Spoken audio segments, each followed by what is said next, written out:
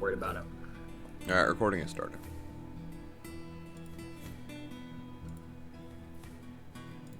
Oh yeah, I might need to get into the actual Roll20. That might be helpful. So, let's talk D&D a little bit here. So, trying to think, it's been 2 months. We were searching for the key in the water. We were searching for the key in the water. So I have not updated the recap. Not a whole lot has occurred since then. The main development is that one of the primary roadblocks you guys have found for yourselves is that you are unable to get into Big Cat Logan's armory.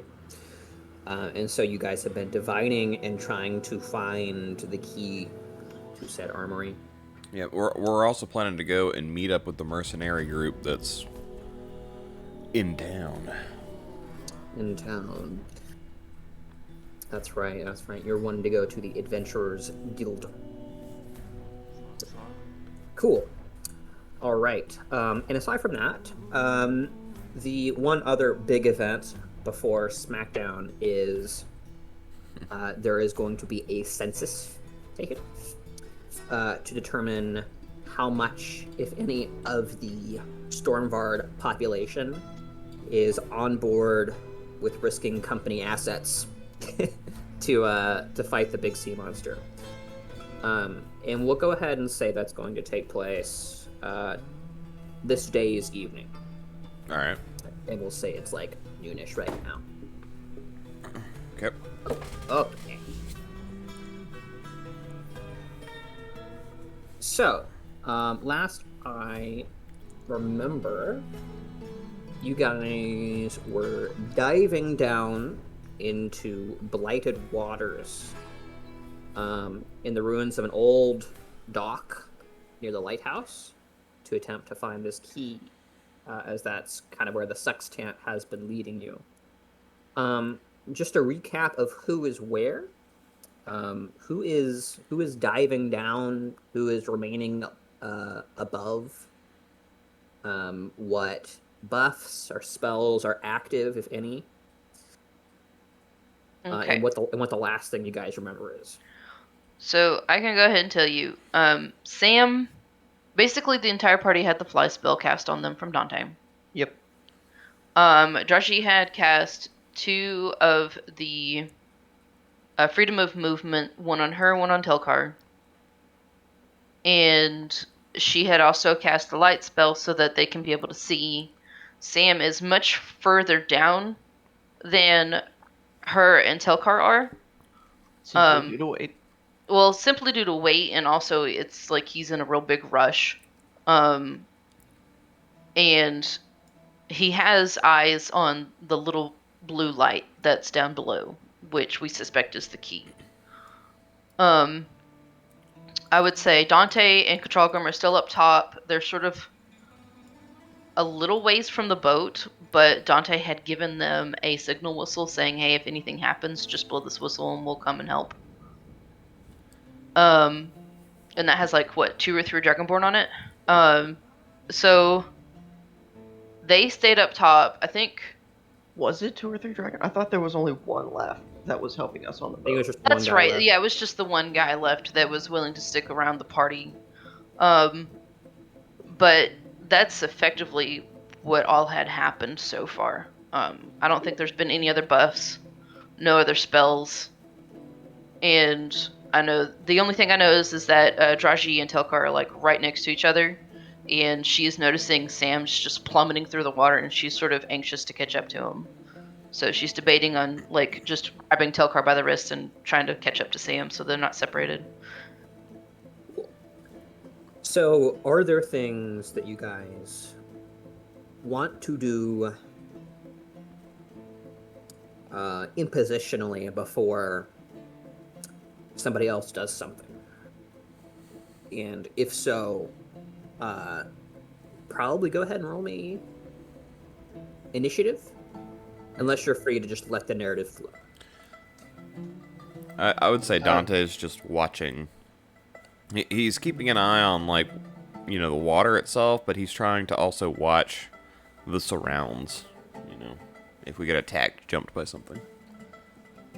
Charterm is always on watch duty.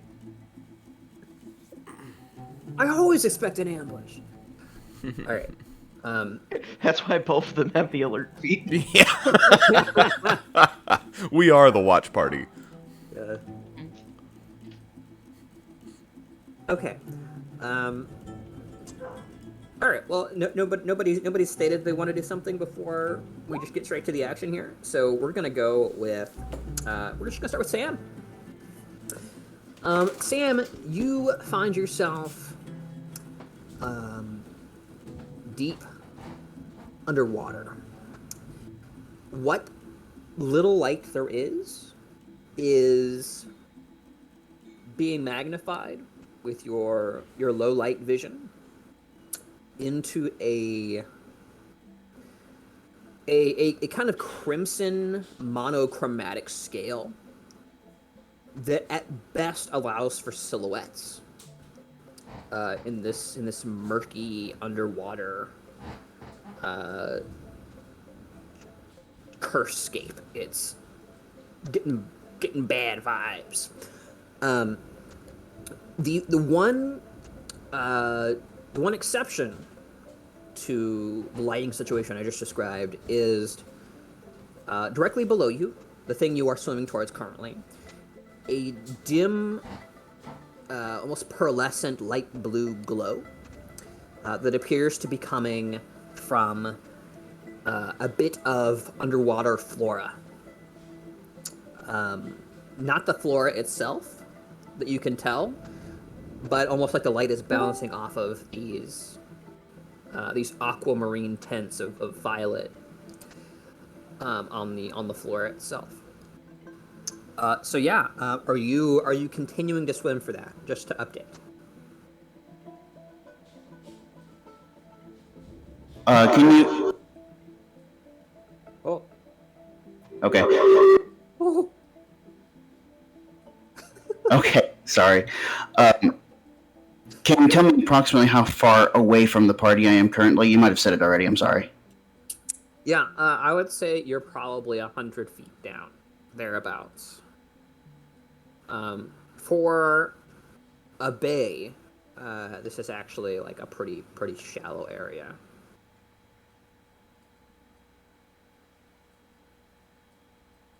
Okay, we're having some audio issues over here. Can you tell me the distance again? About 100 feet down. 100 feet away from them. Okay.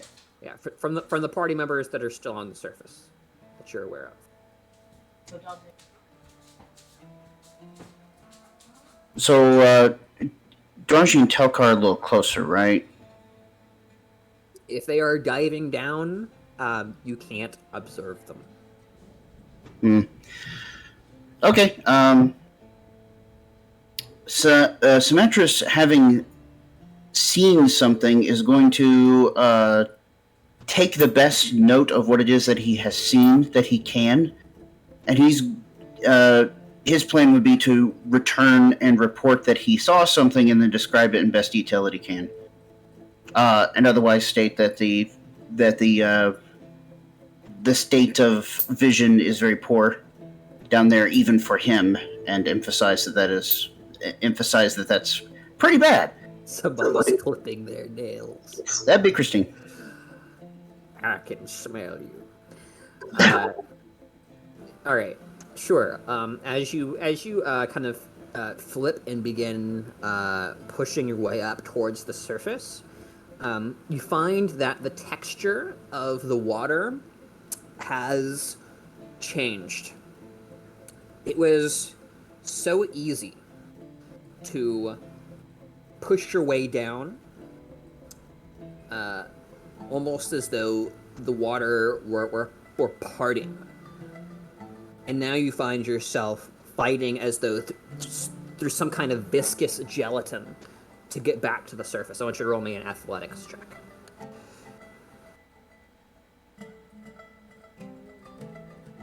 I have a question, Austin. Would he be able to, would he not be able to see Draji's light spell because she has it on her helmet? So, At present, you are almost directly vertical of him. If he observes light, he probably assumes it's surface light. Gotcha. Makes sense.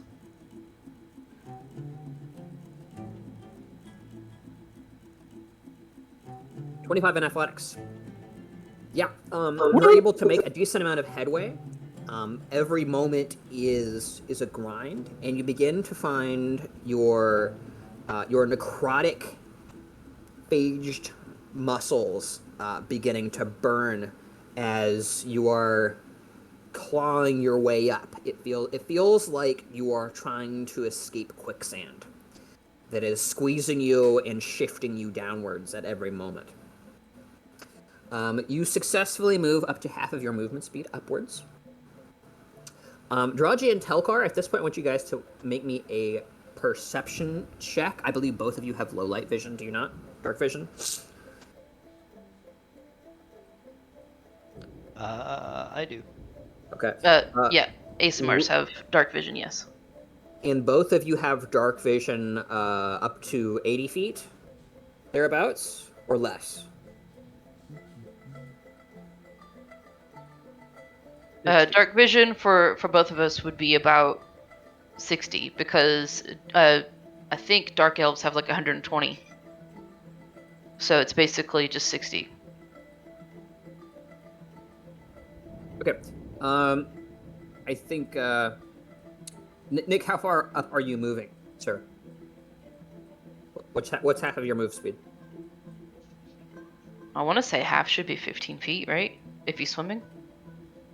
My full move speed is 40, so we're looking at 20. Oh, Cool. he's a fast boy. He has a higher move speed because he's vampiric. He has uncanny speed. Okay. Yeah.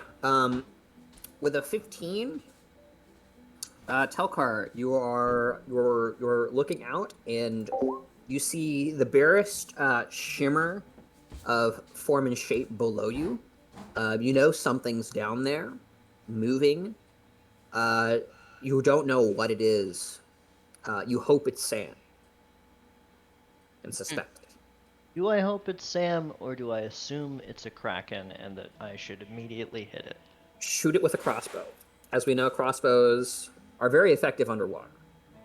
Right. True. As we all know. As we all know. As video games have taught us. Yeah, I wouldn't have done much better because my roll was a 9.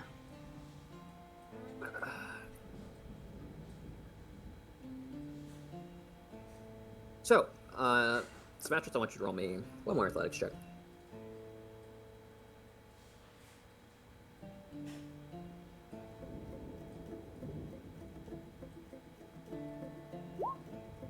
Ooh, nice. Ah! Where'd you get it, buddy?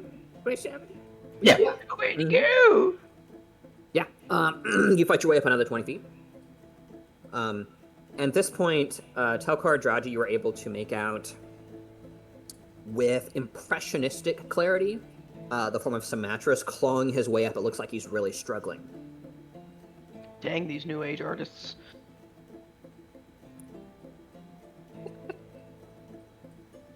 What, if anything, do you guys do? Well, He's- I have a question to Ben. What is your intelligence save look like, sir? Good question. Plus You know, we don't need to talk about that. Shut up, Kyle. He's pretty intelligent. He's just Telchar smart. is pretty and intelligent. He is.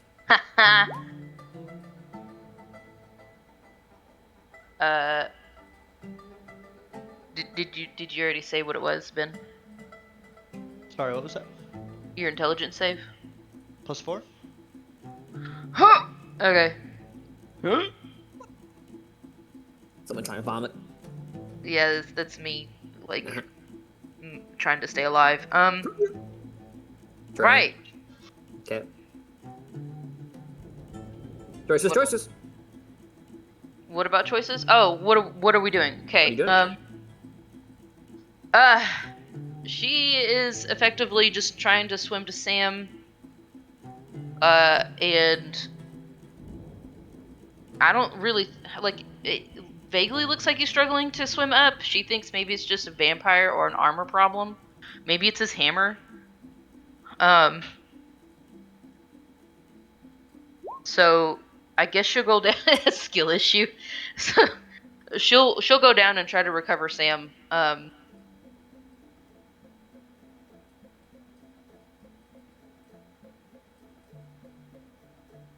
Sure. Let me double check something real quick. Okay, what are both of your Constitution modifiers? Currently, my modifier is a 4.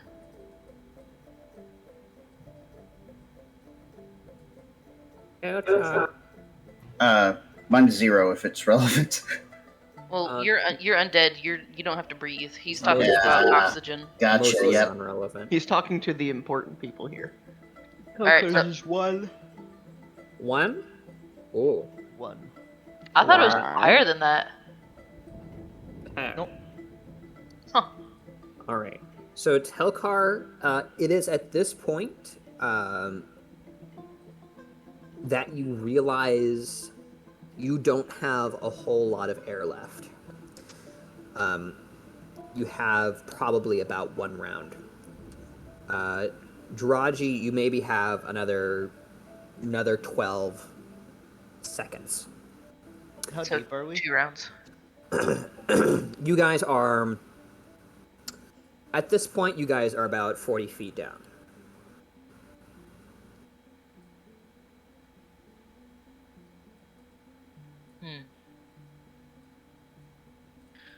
So if I am, would you estimate I'm still about 100 feet down?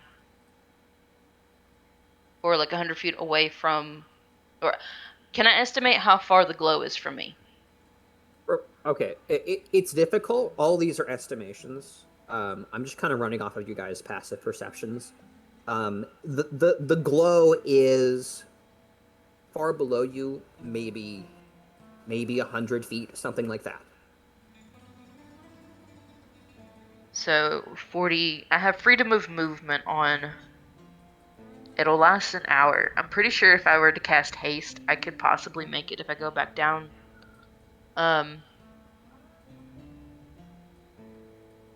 Okay. Right.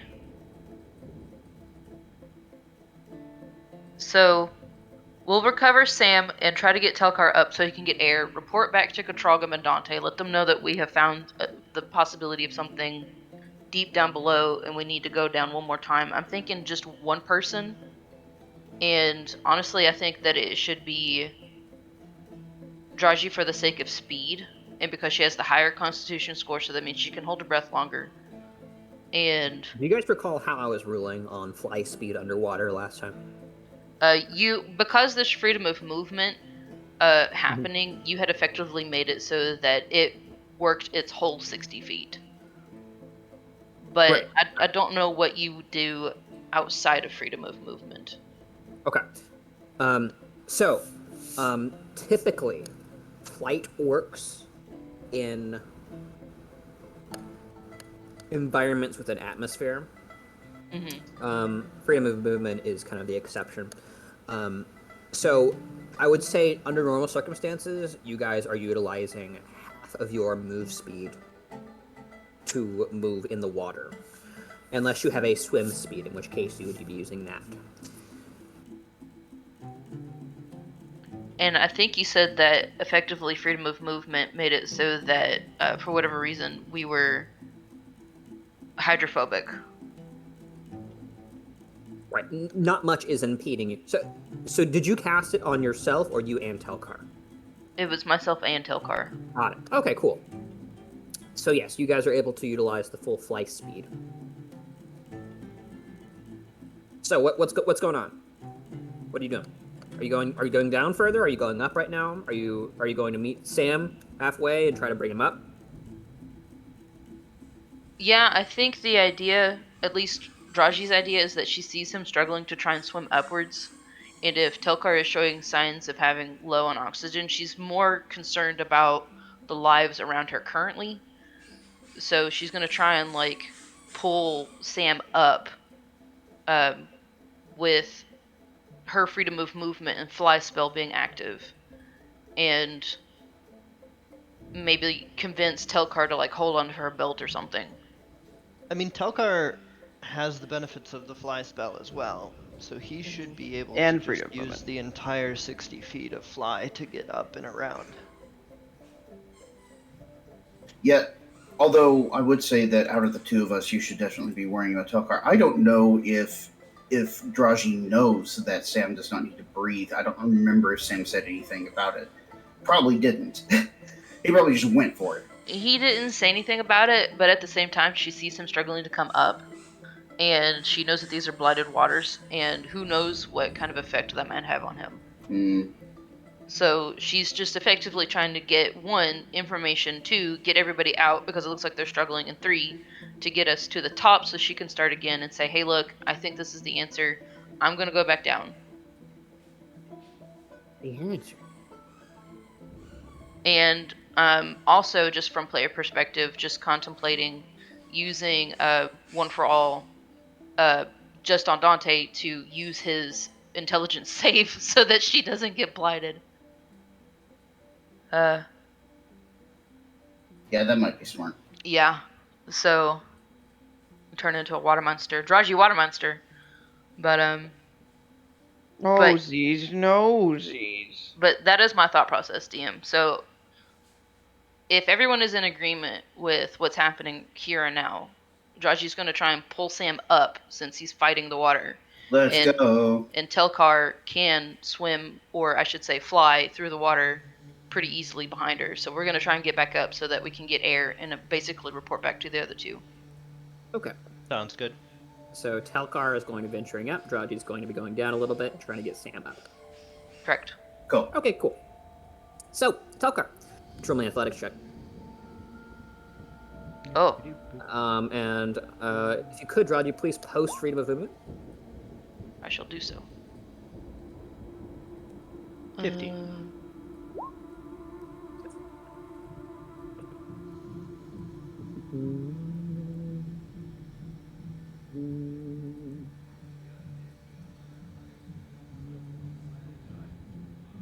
$15. Yeah, I have a plus 30. And I rolled a crit success.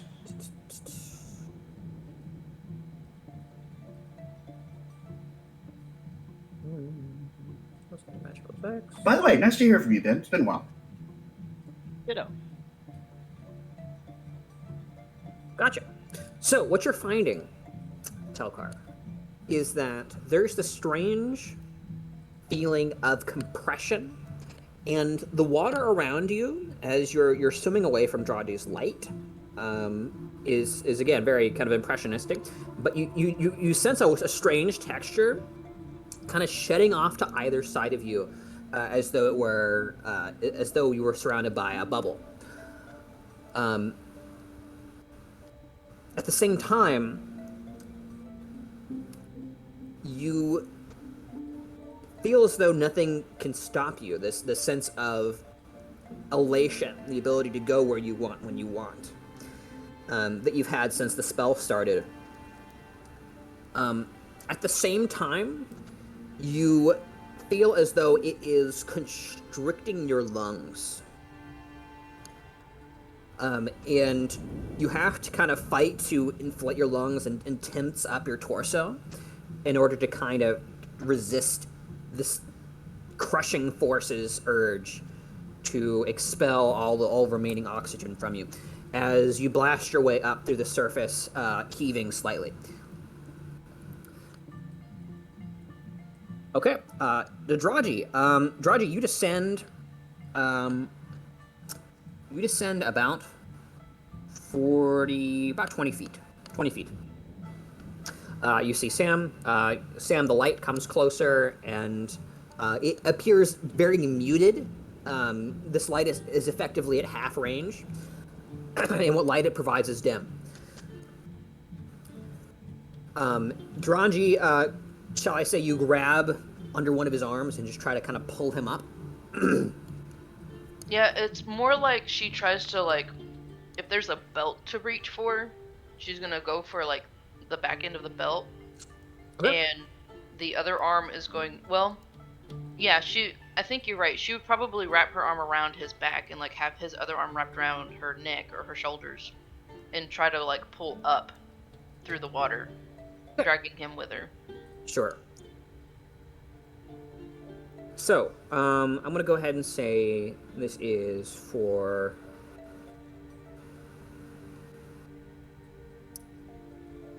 Go ahead and say this is for your both of your turns. I want one of you to roll me an athletics check with advantage. Probably Draji, since she's the one flying. Hmm. Oh, right. As Sam, you're still kind of fighting, and you're noticing Draji as you're dragging Sam up. The water is like clinging to him, and like he's a massive dead weight on you. Not to mention the enormous amount of weight he has on him. Right. Hmm. So she rolled a 27. Cool. Yeah, anything short of 25 would have resulted in failure. You blast your way up with you're dashing probably. So you find your way on the surface fairly shortly. Your lungs were beginning to get quite distressed. And additionally, you felt like that strange kind of compressing, constricting force that I described to Telchar. Which, by the way, Sam, you don't really feel. You feel that pressure that's be kind of squeezing you, but there's not really lungs for it to crush. So Right. You're all on the surface now. Draji and Telchar kind of heaving a little bit. Sam looking a little bit frazzled, but otherwise fine. Dante and Katrogam, you kind of observe all this. As soon as we come up from the water, like without much of a pause, you notice that Sam has his mouth closed for a second when he comes up out of the water, and then like just without much pause, he just opens up and says, completely breathfully, like no heaving for breath or anything. He just like, that's some good swimming there, princess. Is that magic or what? It's the fly spell.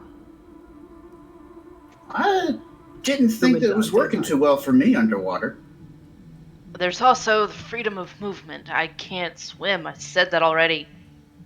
She just sort of glowers at a distance. So, Wow. yeah, Sam kind of raises an eyebrow at her and he says, I don't know, I only asked because it looked like pretty good swimming to me, but all right. And then he'll say, by the way, I appreciate the assist there. It was getting kind of tough to ascend, but you don't have to worry too much about me in the future. I apparently don't breathe now, or something. I don't really get it. Or something. It's not. It wasn't the lack of oxygen I was worried about. It was the blighted waters. I don't know if they had any effect on you, but I noticed that they were affecting myself, possibly Telchar. Gotcha. All right. Well, as for what I saw, so to be perfectly honest with you, I was getting pizza out of the oven about the time that the description was happening. I was doing pizza things. So there was the scintillating light that was kind of, I think you said something along the lines of pinkish or reddish in my vision because of the nature of my... The light was emitting its own light, and it was kind of a light blue. Okay. Which is part of why it stood out from your kind of reddish monochrome dark vision. That's what it was then. Okay, thank you. Was there anything else of note that I would need to report? It's down there on the flora somewhere. All right. Do I have any estimation about how deep I was and how deep it was that I could give them, or should I roll for that? I want you guys to judge depth, I want you to roll me. Would you roll me an intelligence check? Sharp intelligence. All right. Yeah. This is to recite and judge distances and areas. Is Which this is for some- anybody, or which is it just something- Sam? Which is something Dante is quite good at. Just Sam, because he was the only one who went that deep.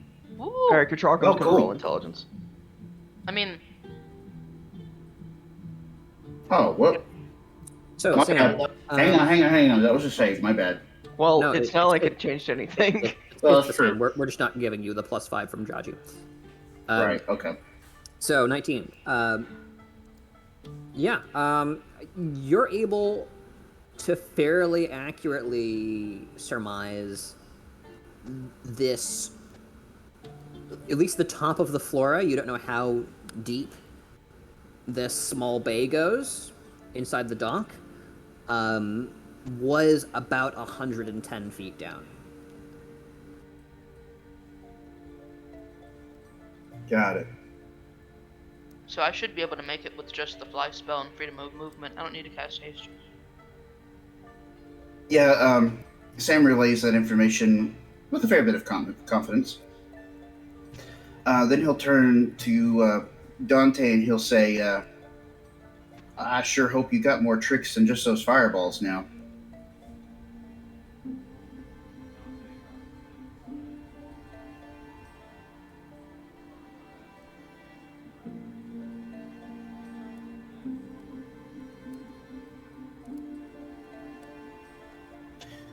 So Sam kind of, we're out of the water physically by now, I assume. Yep, you're And all onto now the- hovering a foot or two above the water, Yeah. under the cover of the ruined dock near the lighthouse. Yeah, so Sam kind of making a leaning back gesture in the air, crosses a leg and then crosses his arms, and he like takes up a thinking posture, and he says, "Well, I guess our strengths at the moment, which we don't want to waste too much time, I assume, with the magic. Our strengths at the moment are that Princess over here can move real fast. Perhaps Mr. Dwarf as well. I don't have to worry too much about returning to the surface, though I am quite heavy in the water. What have we got to attack this thing with besides potentially the bombs from the boat?"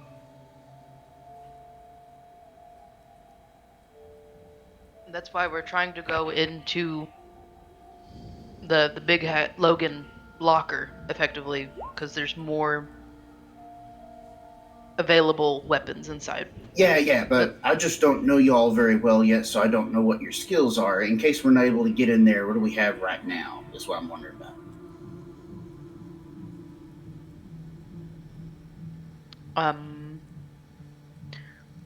Katrogum can run really fast. Telchar can poke and build walls out of bodies. Sorry, what? And Dante can blow things up.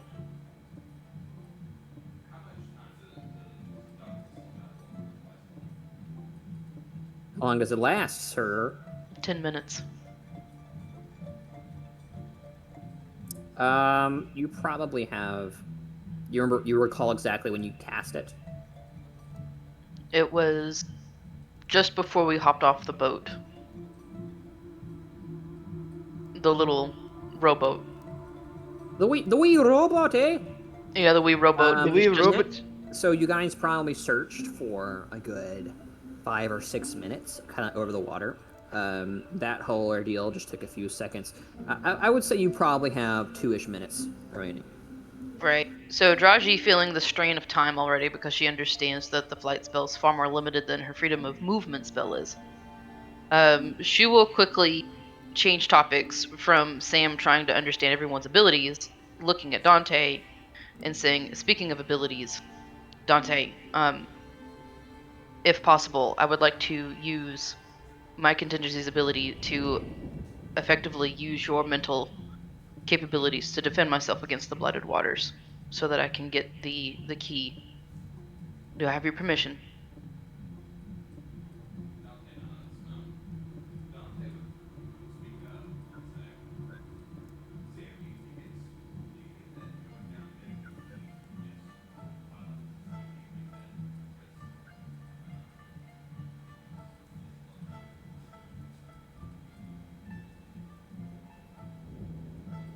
Well, since we still don't know its exact position, I could start diving for it, and then if I take too long, you can send Princess here after me. That's But- not efficient because the fly spell would have to be recast. Yeah, that's true. That's true. I would much rather just go ahead and go down by myself so I don't have to worry about dragging anyone up out of the water and I can easily search. You gotta breathe, though. I have effective lungs. He raises an eyebrow at you. He says, "All right, fine. Let's see what you can do." Alright, so she's going to concentrate, and what she really wants to do out of all is one is just only get the saves. She doesn't want to share life force so much, if that's possible. Like, she wants to fine tune it to where she's able to just only get the positives and the negatives of Dante's soul essence. You could try. Roll me a charisma check. Okay. Oh, that was with advantage. Sorry, it's 11. 11. You attempt to shackle this power whose very nature is all-encompassing and rather cosmic in nature. And you quickly you will observe this kind of ethereal force encompass you as a slight stirring in the wind as you're utilizing the full effects at the moment. Okay, so she's not able to fully harness it. There's mild frustration. She just says, I only want Dante to accept the tether. No one else should be able to endanger themselves. And she looks at Dante and says, and if I do run into any danger, I'll cut off the tether so that you don't get hurt. Would you mind posting it just for a second? Just Sure. So we're all We aware can have- of the effects here. The massive wall of text that you've given me. Okay.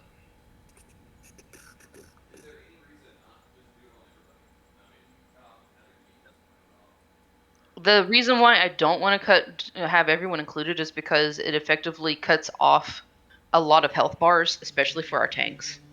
And I don't want to do that to Sam and to Telchar. I just want to, like, if Draji cuts it off, at least she's taking the sacrifice.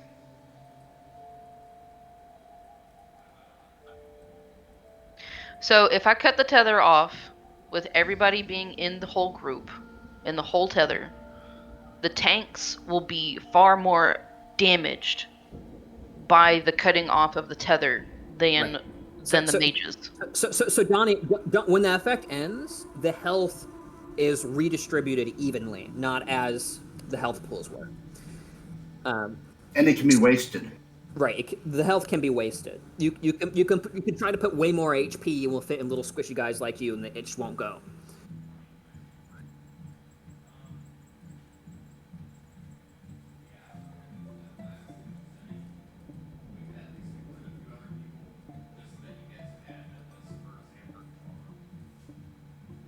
What?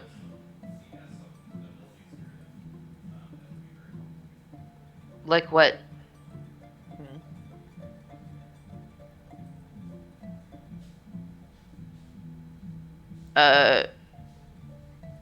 He has proficiency in all saves, by the He- way. Oh, you have proficiency in all saves? See. Um, See, she's used to Dante being the smart one, though. it's just Okay. So yeah, if Donnie would like to roleplay the part where he includes Katrogam into joining the link, she'll nod. That sounded like Donnie talking and just making a suggestion. It didn't sound like Dante in his monotone. Anyway, so yeah, so she would look to Katralgrim to see if he would accept the link. Jargon will nod. All right, and so I think the whole health pool is basically your life, like your current hit points, rounded to the nearest 10. So I have 130 to add to the pool. Is it rounded down or rounded up? To the nearest 10. I'm at exactly 125. So that's up to the DM. Austin, What? When tethering, is it rounded up or rounded down if they're at exactly in the middle? I mean, 5 is rounded up. Okay, so it's rounded up. well, so I add another 130 to the pool. So 130. Donnie, what do you have?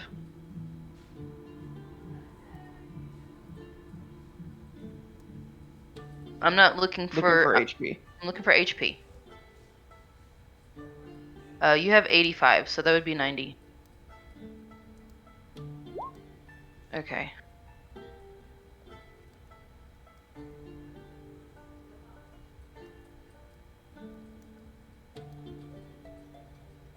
Alright, Austin, if you want to add a thingy of 350 health.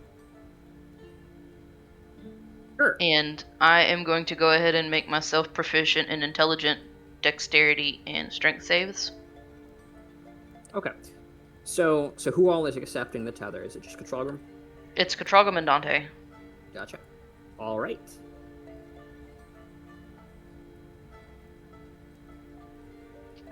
Right, and so she's going to recast the light spell on herself, just to make sure that it's good.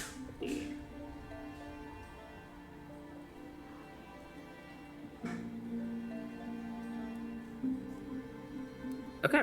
And did you roll to see how many rounds this lasts? I have not rolled yet. It's supposed to be 1d plus 4, I think. Yeah, 1 plus 1d4. Yeah, 1. I think. Let me look.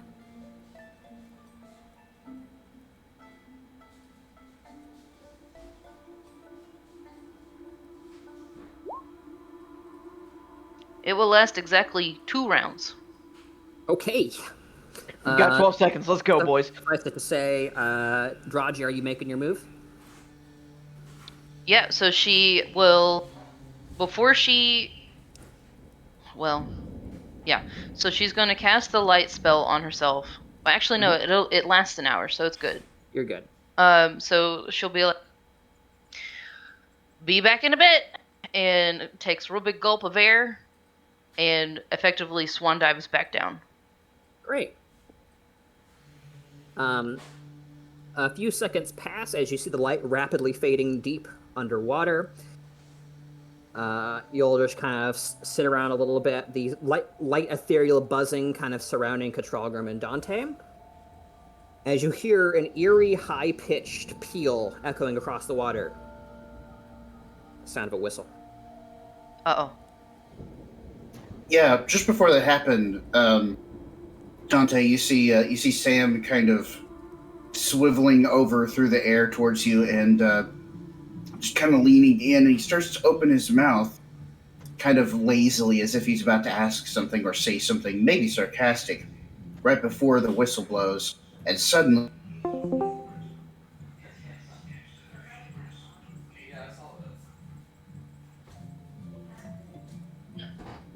Hang on. Donnie, Yeah. your computer is off. You're not recording. What? Oh, I see. How? It pushed me out because I was inactive. Weird. Hold on. Someone turned off the AFK. Or have it turned off. Okay, I'm back. And Christy's up and watching Tucker, so I can just be here for now on. Alright, so we can continue. Sorry about that. Let me go look in server settings real quick for that.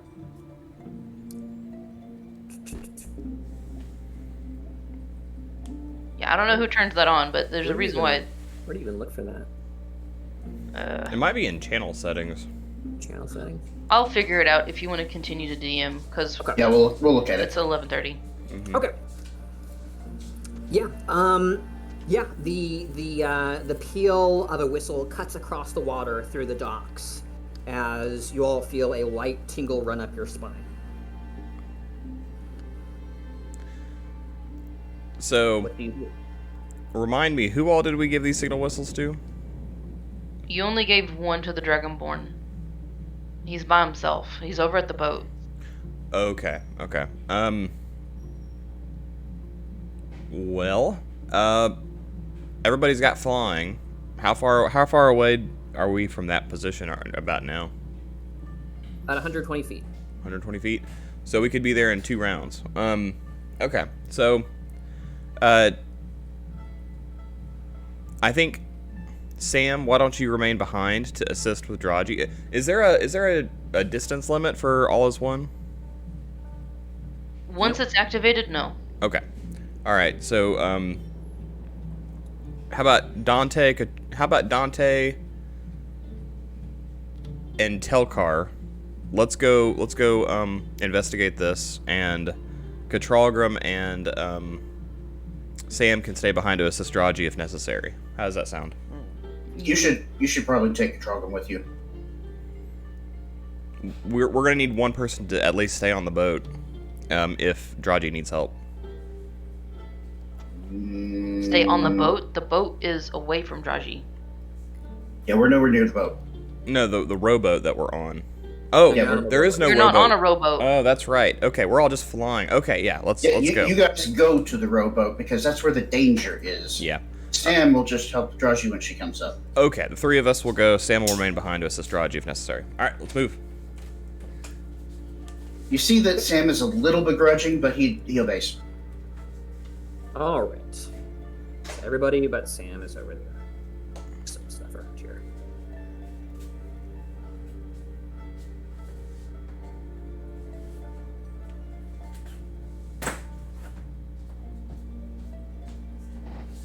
You see Sam harump for a minute, and then he slings his backpack off of his back to starts rummaging through it.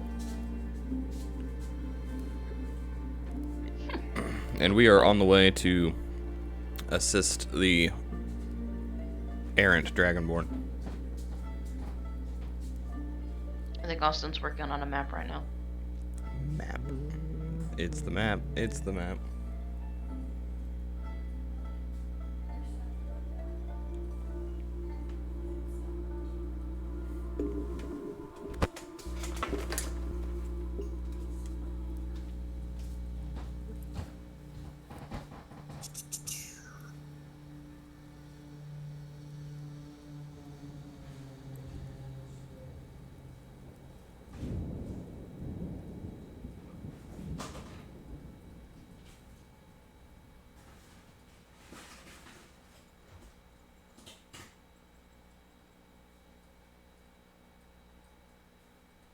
Okay. Let me redraw this really quick. Looks like that. Oh. Looks like that.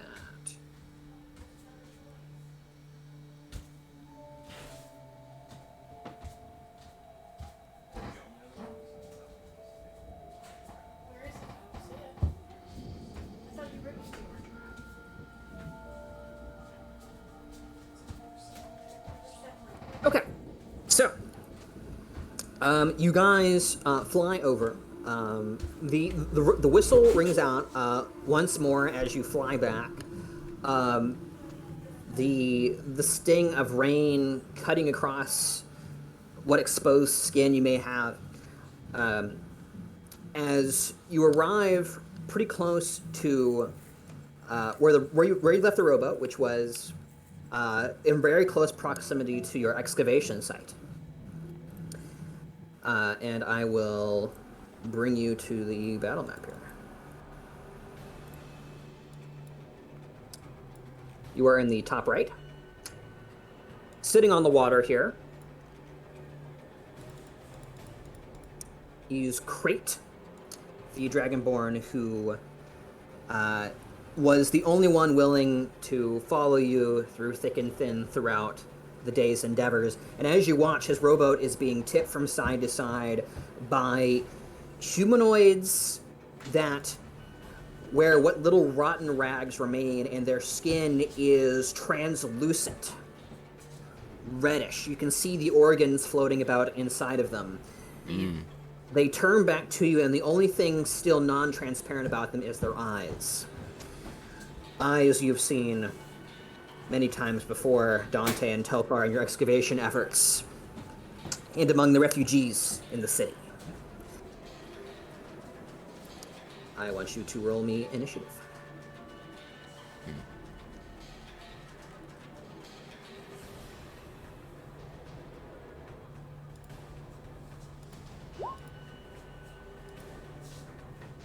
For the sake of time and speed, should also go into the initiative Same. so that we can keep track of how long it's going to take for her to get the key. Yeah, Or to find out what's down there.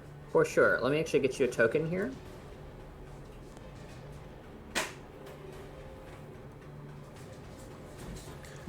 Use the life tether as their token. No, because that's going to disappear in 2 rounds. Sure wish we'd gotten the sextant before they left. That's actually a good idea. We can just leave it up after.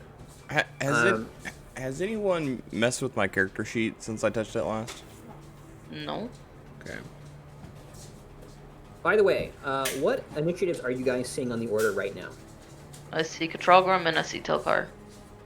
Cool. Okay, so you're not seeing these extra ones. So who am I using as a token? You and Sam are going to be using the life tether token. So we're sharing an initiative? Yep. And whoever rolls higher on their initiative gets the initiative on the token. Alright. Ugh. 7? Oh, no. Cool. Well,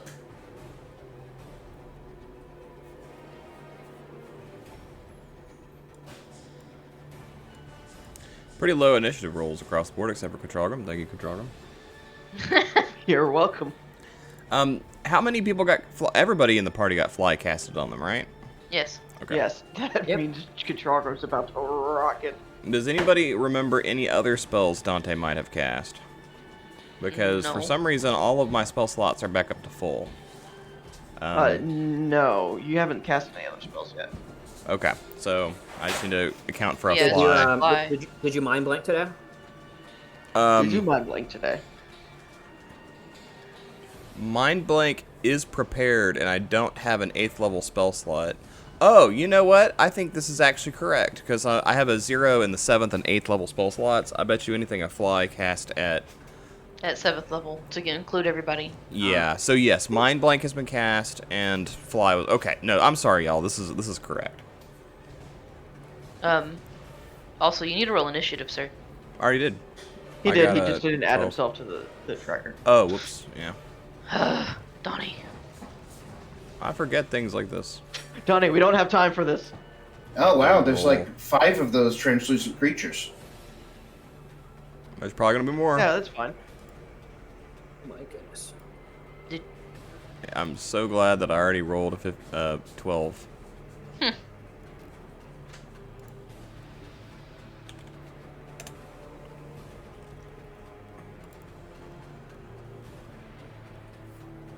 Warm combat is best combat.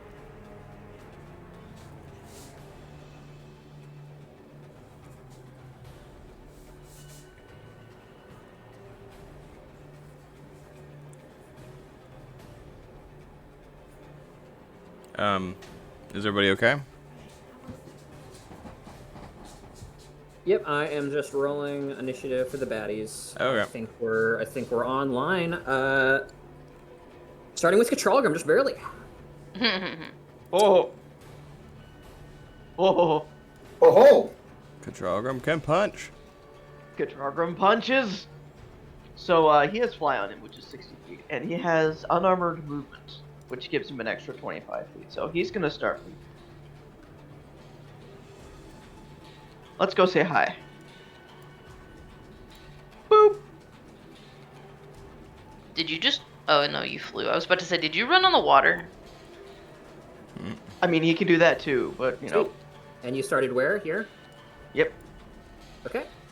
Are you flying? Unarmored Are you unarmored flying movement over? does not I mean, yeah, he I'm, can fly over it. I'm wondering about opportunity attacks here. Yeah, he'll take it. They'll take it, but you have the movement speed to just go around if you wanted to. I have an extra 15 movement, so. I assume you want to grab that guy and get out of there, though? So you probably want that extra? Oh hey, that'll work, right? It does work, yes. Excellent. So let's start off like normal. Bonus Sure. action. For the record, Dante and Telchar, you can decide how high you are at the moment as well.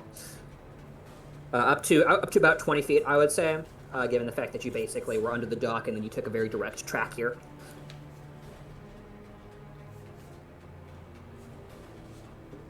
Okay, Katrog, I'm sorry. Go ahead. Start off bonus action arms and visage to get the full body of the astral self. A dexterity saving throw against both of these guys, since they're both within 10 feet, correct? No, Absolutely. just this guy. This guy. That guy's 15 feet. He's a little too far away. Yeah, just this guy. Wait, that's fine. 20. I thought this guy was a little closer. That stinks. Oh well. So no further effect than that, or is it half damage? No effects. Okay. Unfortunately, it does not say half damage. Okay, a flash of astral light as the arms appear. What else? Katrogrum does what Katrogrum does. This guy's gonna get a face full of 2 punches. Okay. Trogram, as you are up and close, you recognize these entities as, or specifically the entity over here, the female-looking one, to be very live. Features that are lightly webbed around the hands. An aberration that its male counterpart, which is thicker, more masculine, more muscly, doesn't have. And you realize after a quiet moment of dread, this is a Triton, or it was a Triton. Not now. Worry later. So.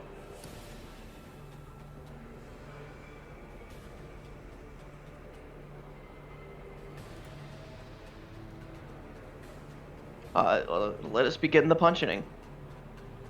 The punching. 22.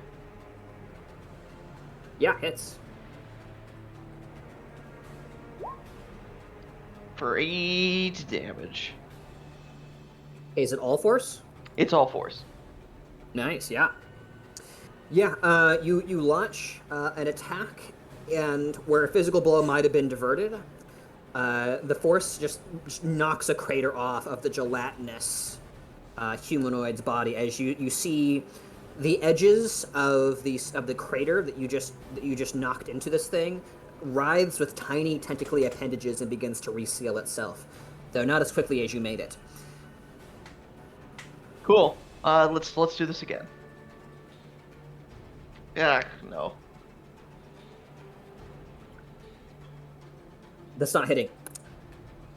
It briefly dips into the water like a raindrop and disappears from view as your arm just sails overhead.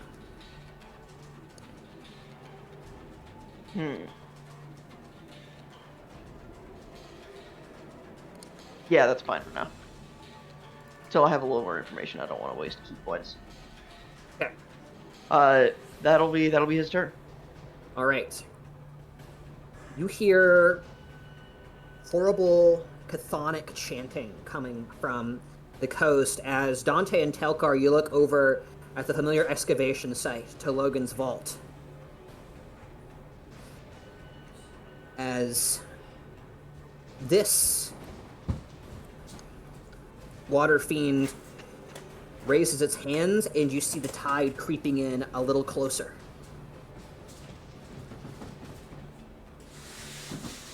As this coastline is getting a little bit of an adaptation here. Oh, shoot.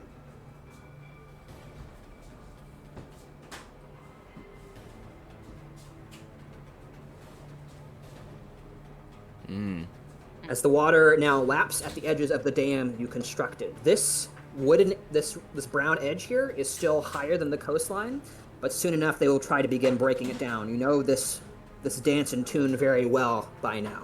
They've attempted to sabotage you multiple times, though it has always felt more mindless than this. This feels concerted, attacking when you are down 2 members and in larger numbers. And while you are away, nonetheless. That's his go. This creature that was recently attacked is going to make an attack against the boat. Stop. No, don't do that. Hey, Austin, I just want to let you know that I noticed that the Dragonborn on the boat doesn't have an initiative. I don't know if you intended that or not. I have him confused with another Dragonborn on the initiative that you cannot see. What? What? So what I found out is that initiative tracks per page, and so I can have different campaign stuff or different encounter stuff, all having pre-gen the initiative. It just gets a little bit confusing sometimes, so I try not to have too much going. It's cool, though. It is. It's nice. That's pretty cool. So he's on 6. So he's at the bottom, I believe. Let me double check that.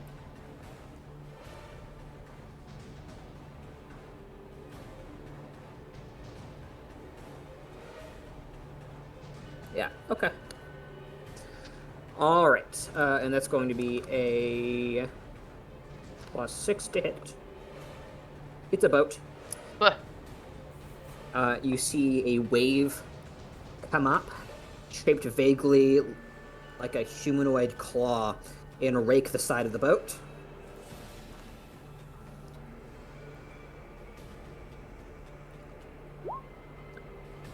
It's going to be 10 slashing, and then 1 bludgeoning. The side of the rowboat is torn open, and water begins to pour in.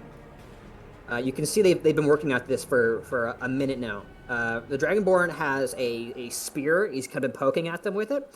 They seem either unable or unwilling to enter the boat for whatever reason. All right, this guy goes, and he is going to do the same. He'll be hitting, of course.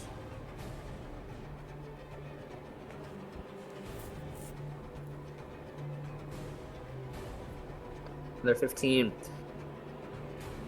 As the boat begins to slowly sink, it will be underwater within the round.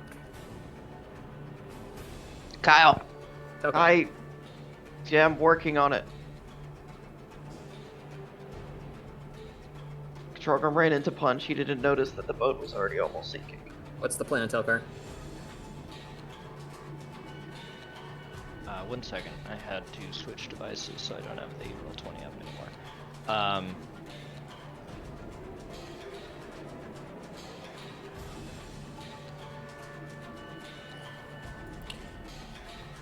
Does someone want to move me towards the boat so that I am adjacent with our Dragonborn friend? If I can make it that far with Fly. he should be able to if he goes right there. It's like 60 feet right there. He should You be won't able to reach. You won't be adjacent, but you will be within reach. Let me see. You could move here. That's probably... I don't think you don't have opportunity attacks from going there. What's your... You have 60 feet of fly speed? Yeah. Okay. So he would have to dash. That's why I'm saying that spot would be best. Right. And he has 10 feet of reach. I could fly on Misty Step. True. He could do that.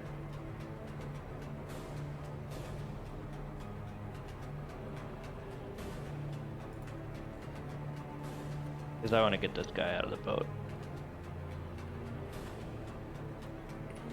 Which is what I thought Katrogger was going to do, but... Katrogrim is too bloodthirsty, we all know. He just wants to punch. Or, I don't know. Chargrim's a punching man. In this case, I guess Jello thirsty. Okay, so Jello are you gonna thirsty. move Misty Step? Yeah. Okay. You get here, and then expend your bonus action to Misty Step. Where would you like to Misty Step precisely? Well, what I would do is I would only move as far as I needed to, and then Misty Step next to the Dragonborn. So that I have 10 feet to pull him a little further away from the boat. I see. So yeah, I want to move, that would be, yeah, like 50 feet, I think. And then Misty Step to next to the Dragonborn. You Misty Step And 30 then- feet. Yep. Okay. And then You're surrounded by the fey last. energies as you disappear in a shroud of mist and reappear with a step taken on the plane of air you stand upon. All right, now I want you to roll me an athletics check to try to grab this guy if you're trying to get him out of danger. absolutely.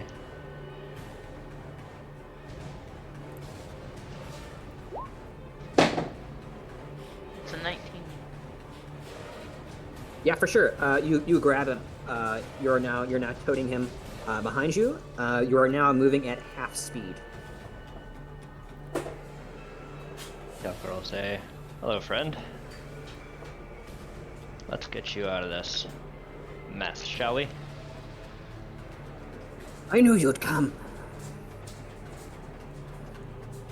So how do you proceed from here? You have, what, 10 feet remaining? Yep.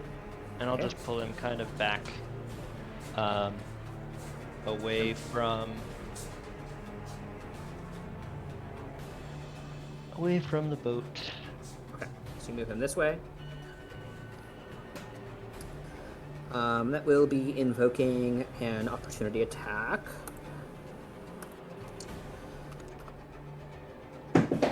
You have a slight amount of cover because the boat's between you and the water fiend. Is it attacking me or? This is attacking him.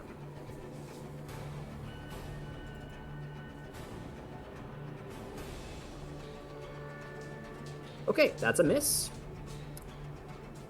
As a whip-like appendage forms from the creature's arm, and at the core of it, you can see bones and sinew stretching, breaking, and resewing themselves as it launches out and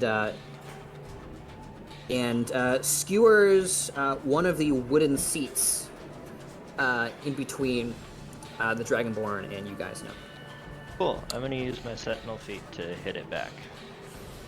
Okay. Nice. Does a 27 hit? Sentinel doesn't require any kind of prep action or anything to use, right? Nope. Cool. I'm using my reaction. Mhm. Okay, yeah, But your yeah. reaction. Absolutely. -8. I love it. Does a 27 hit? You chop part of the appendage off and it reels back. You can see the watery tentacles beginning to kind of sew the limb back together, rebuild the bones and sinew as they fall into the water. All right, Telchar. Telchar sticks his tongue out at the creature. Okay, That's my turn. this water fiend down here is going to run over and attack this dam.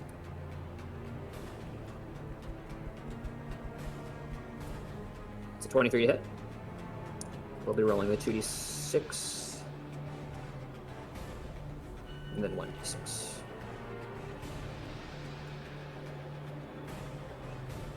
Okay. It takes a chunk out of the wall, but you've built for this. You've spent the last several days working on this construction, and it will not give so easily. After perhaps 3 or 4 more attacks like that, it will fall. Okay. All right, Dante. All right, Dante's going to cast Lightning Ball. You what? You want to post it? You what? So Dante is going to cast a Fireball, upcast at level 4. And he's going to use his Transmute spell to change its type from fire to lightning. Oh, cool. And this is obviously he wants to get rid of these things as fast as he possibly can, right? But Yep. he doesn't know how lightning. He's assuming that because they're very watery and translucent and everything, that fire is not really going to hurt them as much. So he's going to try lightning out. And I think we ruled a long time ago that 20 feet radius sphere in D&D terms is like also a square. So this is where he wants to cast it, kind of like making sure he doesn't hit the actual edge itself. You will hit the square right here, which is part of the dam. There we go. Or how about right there? That's a little better. Yeah, I think that works. There we go. You can do a controlled explosion in the air as well. Yeah. Well, I could, but I want to hit the water as much as possible just to see what happens. Which All right. might be a bad Dante, thing. Dante, ever the experimenter. Yeah. Okay, so this is going to be a dex save for them, yeah? Yeah. I'm going to go ahead and say a dex save at disadvantage. Ooh. Okay, so that's going to be a 13, which I don't believe break your spells EC. Nope. Nice. All right, go ahead and roll the damage. All right. Let's see. So it's going to be. Are you hitting all three? Isn't it up there? It auto-calculated it, but if it's more fun, I can roll the damage myself. Oh no, it is already up there. Sorry, I did That's not fine. observe. 22 23. Plus 1? plus 1. Actually, roll it. since it's You actually Fireball, could. Dante gets +5 added to that because he has Empowered Evocation. Let me double-check the ruling on that real quick. Oh, it's not fire damage though. Do you get to It reroll is once not- when it's not fire damage? It is not fire damage, so he doesn't get to reroll once. You can add your Intelligence modifier to 1 damage roll of any Wizard Evocation spell you cast. That's So yeah, Empowered it's Evocation. another 5. Yep. So it's a total of 28. Nice. Yeah. Okay. And this is just the standard level. Actually, that'd be 27, right, Kyle? Or hold on. Fireball. 22. Well, from higher level cast, it adds an extra 1 because you rolled a 1 on the d6. Oh, I see. Okay. Yep. Wow. And you have ones in your base roll too. Yep. Damage. He said Is it- evocation, Kyle. It's not But he fire has- based. He had no. He adds +5 from his intelligence because of the evocation. But it's not a fire spell, so his elemental adept does not allow him to reroll. Oh, the elemental Yeah. depth. Okay. Mhm. The other part. Okay. Right. Yep. The reason why Dante is very good with fire and not much else. Yep. Right. Oh, Okay. the grand damage total? 28. 28. Very nice. So, these ones, partially submerged right here, are taking double damage. Oh. Mmm. And the electricity, you all just see this pale light like a star. And it starts almost like a will-o-wisp that kind of floats out over the water. And then it expands into this surging spider-like, star-like nova that just blasts electrical energies into the waters. And for the briefest of moments, you see only the skeletal structure of these two individuals. And then that is all they are. Blackened bones that fall into the water. Life sparks? Yeah, one each. Nice. Wicked. It is just random damage. Question. This individual does not quite die, but it is quite injured. All right. And then Dante will use his movement. Are these barrels over here? Are those five feet high? This one is 10 feet high. These are 5 feet high over here. Okay, I think Dante has enough movement speed with fly to get on top of this barrel.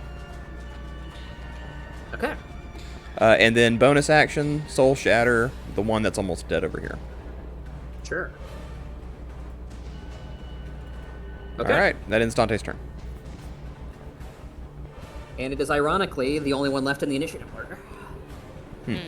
It runs with singular focus towards the damaged wall. Suddenly energized for some reason. It's kind of dragging. It's like fizzing, slightly boiling legs Ew. over the beachhead that you guys have created, and its arm turns into something like a giant mallet and just smashes into the wall as hard as it can. It's the me mallet mob. Wait, get a second ago. Question. It's actually a +2, not a +1. So that's 9, and then a d6. Okay. It begins to crack. You see a small amount of water being let in. Another hit or two like that. All right. To Draji and Symatris. Draji, you descend mostly effortlessly for your move speed. Are you Would we casting dash? haste as well? She had not cast a haste because, effectively, from what she learned from Sam, is that he estimates the bottom is 110 feet. Okay. So if she starts from the top, goes all the way down with dash, it's 120. She should be able to make it within the first 6 seconds. So she's just bolting all the way down. Would Sam have noticed, seen or heard the lightning strike that just happened? Roll me a perception check. As Draji, you feel the instant and extreme change in depth pop your ears and make your head feels like it's about to implode. As you quickly approach the flora at what you assume is the bottom, and after a few moments of just like kind of just rapidly, urgently looking around, you see that gentle glow. And we're going to handle that on your next turn. This is basically your entire turn to just move down there. Right. Cool. And Symatris, are you doing anything? He rolled a 23 in perception. Yeah. You do notice the gentle rumble of thunder in the distance, as well as a bright flash of light that could accompany a lightning strike. It should be noted that it has been storming incessantly ever since you have arrived. So make of that what you will. It is in the direction of your friends. Gotcha. That's a good point, actually. Yeah, alright. Sam kind of nervously twitches in the direction that he knows that Dante and company went. He kind of grimaces and looks back down into the water expectantly. He wants to leave, but he knows he shouldn't. He's got to do his job. Okay, that's it. All right. The Dragonborns go.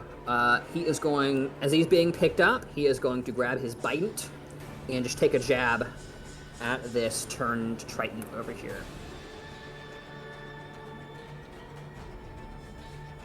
Yeah, he's hitting. Nice. He's dealing 4 piercing, which is resisted. Combat for the win.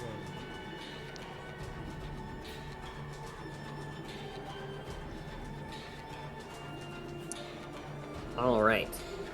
And that's his go. Katralgrim, back up to you, man. And the end punching commence.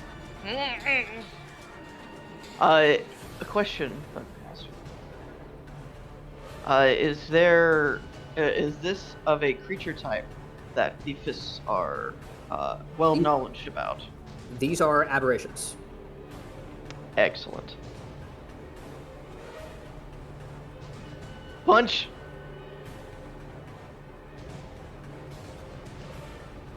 Does a 15 hit? A 15, let me check. Barely does not hit. Barely does not hit. I will hone my strike. Focused aim, spend a key point at. Does a 17 hit? 17 does hit, man. Roll Excellent, damage. excellent.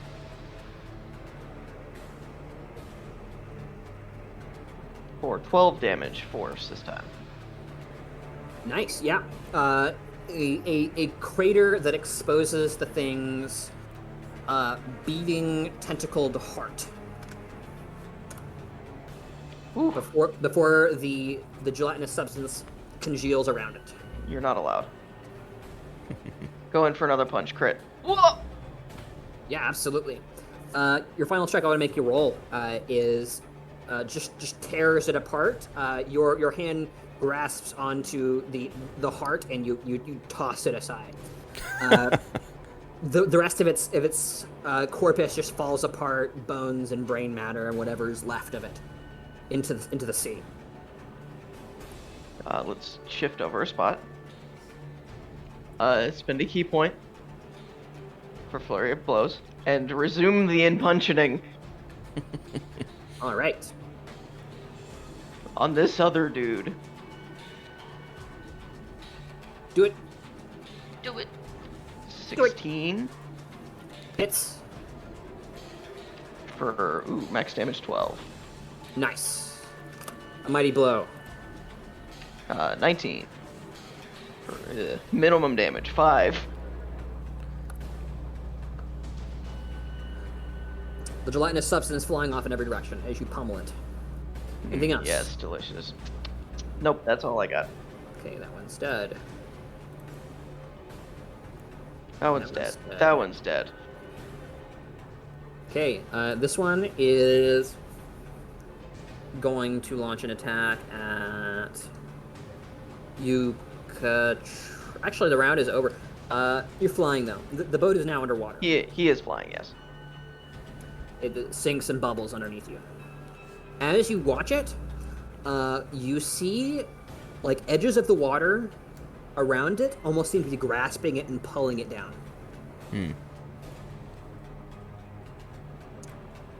As this guy is going to be transfiguring his arm into a spear-like projection and lunging at you. Yeah, howdy, how's it going? Don't do that. 13. Yeah, no, you miss. Awesome. Stop. That's his go. He swings and then, like, this weird somersaulting backflip in the air is all Control has to do to keep him from hitting. You see one of the craters you opened up in him is beginning to slightly seal itself.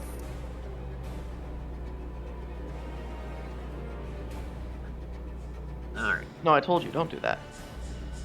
Hey. Telchar.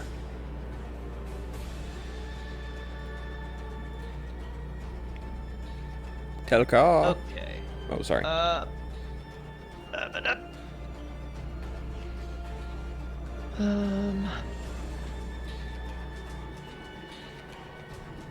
think we'll just dash this guy to the ground, to the surface. Let's see. Oh, we don't even have to dash. Yeah. You're moving at half speed. All right. Then yes, we're dashing, All right. and we'll just set this gentleman down on the shoreline. If I Yeah, can, absolutely. I'd like to set him. I would like to interpose myself between him and. No, this is fine. All There right. might be more coming up out of the water.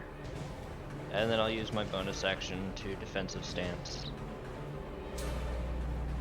And that will be all. Absolutely.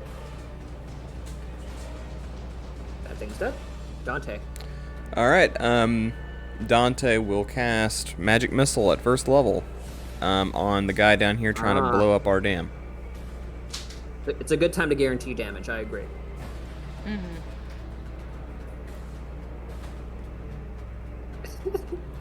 Is that force damage actually accurate? No, it's Surely not. It's like third level, right? I'm casting it at first level, but I get 3 okay. darts, and each of them get +5 added to them. Oh my So it's actually /R 1d4 +6. It's a minimum of 15 damage. Yeah. That's a minimum of 18 damage. Oh, you're right, because you're still the roll. Because it's the plus. No, it's a minimum of 21 damage because it is +1 to it, and it has a minimum of 1. Swag. 8, 16. Is the +1 not already calculated into the 5? No. Okay. No.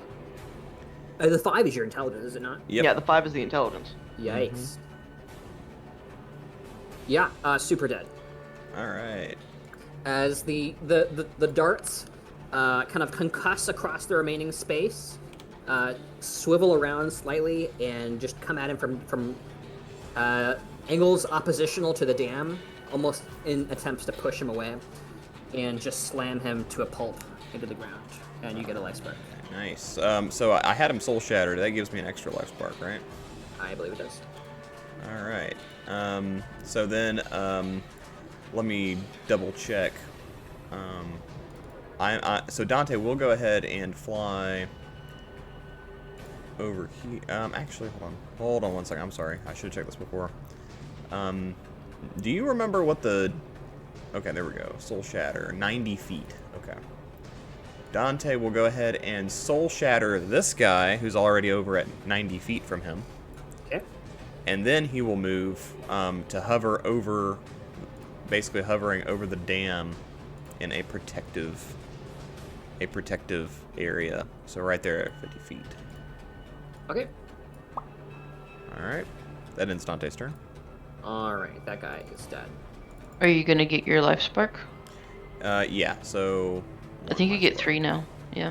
Nope. Yep. So a total of 3. Yep. Okay, Draji and Sam. Draji, you want to go first? Sure, yeah. So she's down at the bottom. She's looking around, looking for the source of the light blue glow. Okay. All right, I want you to main action make me an investigation check, Main action investigation. and this is your second round of error. Do you get proficiencies from All Is One? Only saves. Oh, only saves. Okay.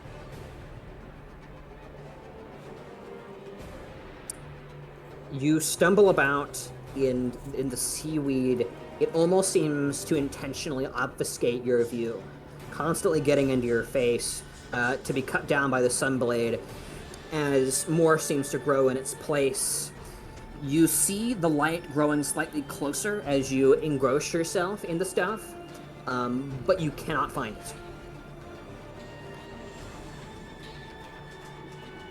Is there... Can I keep going? You have a movement and a bonus action.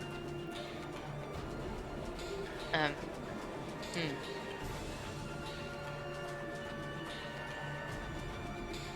I can't cast spells because I can't breathe. Bonus action.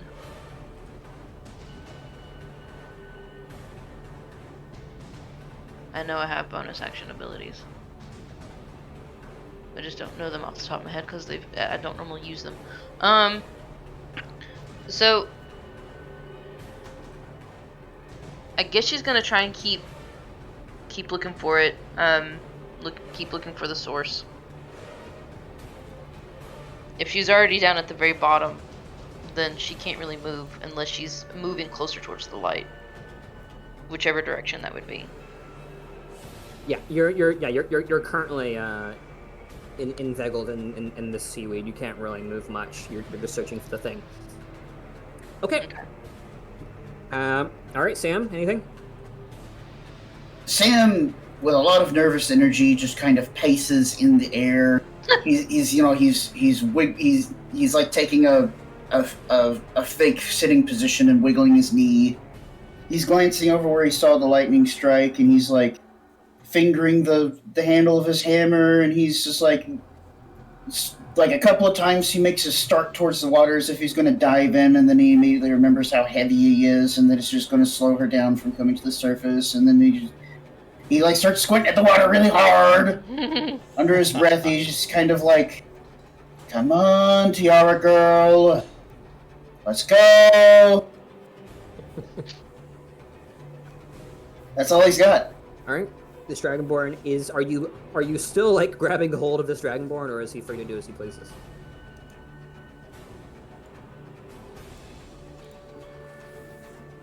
Telchar. I think he said that he let him go and he's holding a defensive stance. Correct. Sorry, I had stepped away for a second. Yeah, he holds his bident aloft. He's going to ready in action to attack anything that appears from the dreaded coast. Troller.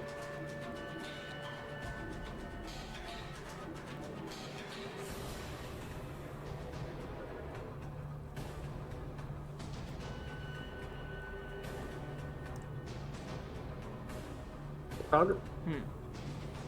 You're gonna punch, right? No, I don't know. I don't know. What should I do?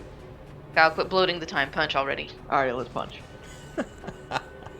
Notably, the life tether is gone now, isn't it? It would have happened at the end of round 2. So yes, it is now deposed. I think it was that, and that. Yes. So yes, the life tether is gone now. We can still keep it on the map. Right, but how much HP are we actually at right now? Did you say it was 350? Yeah, it was max 350, and it basically disperses out evenly between the three of it. So 350 divided by 3, yeah. Can you do that real quick? That's a repeating decimal. It is. Great, you're all at 117. Okay, and if our max hit point pool is 85, for example, then we don't get Yep, any it's temporary. You don't get extra, Nope, it you just don't get spills any over. Yep. All right. Suddenly, I don't feel so connected to anyone anymore. Yeah. I must rage. I must punch. Which is actually probably a good thing. How you do, Katar? 19 Yeah, it's for 14 damage. 14. Yep. Thing is on its last leg, somewhat literally. A thin umbilical cord connects it to the water below it, as your final blow severs it. And the remains of its organs fall into the water as a wisp of light sheds over to Dante. Yep. Dante gets his 2 life sparks back.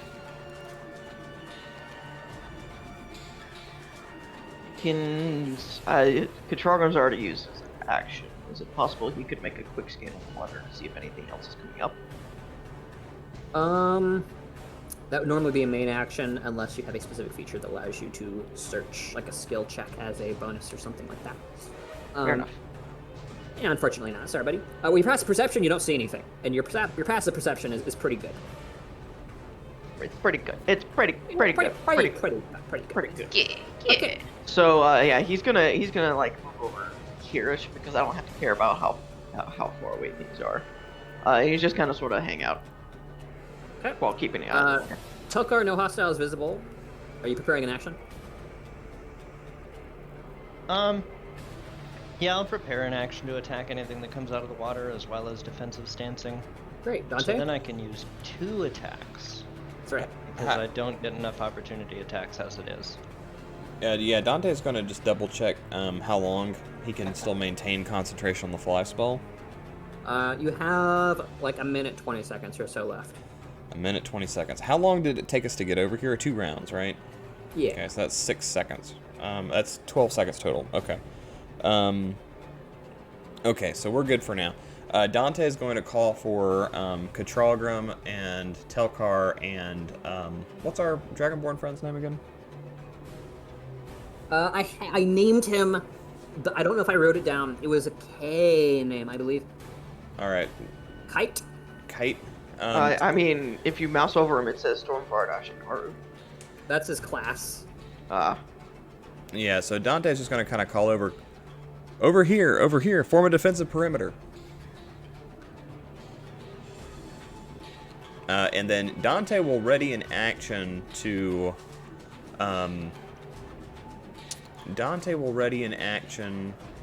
well, first, so how does the barrier look? Is it a serious leak of water, or is it kind of steady for now? It's trickling through. It's fairly negligible, easily repaired. Okay, got it. All right. Can Dante like take an action to repair that, or would he have to like cast telekinesis and stuff to do that? You could try to make an action. It will be a check of something that you're not very good at, probably. Yeah, Dante will kind of forego that. He'll just go ahead and take it. He'll take a anything that comes out of the water. He'll cast. He will cast Soul Shatter on it. Okay. So you're writing an action there. Yep, ready in action to Soul Shatter. Yep. Okay. Life tether. It is Yeah. good. So back to Draji. Draji, this is your third round of air. So Right. I don't know. Was your con mod 4? Con mod is 4. You have this round and one more round worth of air. Right. So she So what happens when we run out of air? In my version, when you run out of air, you're gonna make con saves. When you fail the con save, you go unconscious. Underwater, which is bad. Okay, so I think in this moment when she's struggling through the seaweed, she's going to attempt to calm her nerves and remember how she owes it to Finral and Dorian to find this key. And I guess I'm rolling another investigation. Do it. I don't wanna. That's so bad. Okay. I need to accept my fate. That's a 10. Then, you are one step closer to finding the key. The glow grows more intense as you find that it is shielded, seemingly by a thick wall of seaweed that has kind of grown around it like an egg. This place obviously doesn't want you to have it. You kind of know where it is now. From here, it is merely a question of how quickly you can fight through the seaweed. Do I need to be like swinging at it with the sword? Like, what am I doing? You will be once you have your actions back, your main action. I do have a bonus action. You have a bonus action. Do you have a bonus action attack of some sort? Well, no, that's extra attack. Okay, never mind. I guess I'll have to wait until I get my actions back. All right, so Mattress, anything of note?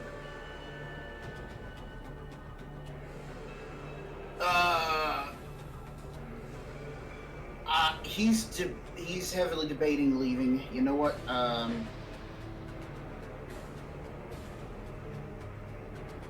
Because he doesn't have to breathe. He stays. Hey, fair. Okay, so for the rest of you, just narrate for me in brief what you plan to do on your turns. Whether you plan to go back to Symatris and Draji or stay put for a little while, up to you. No further hostiles make an appearance.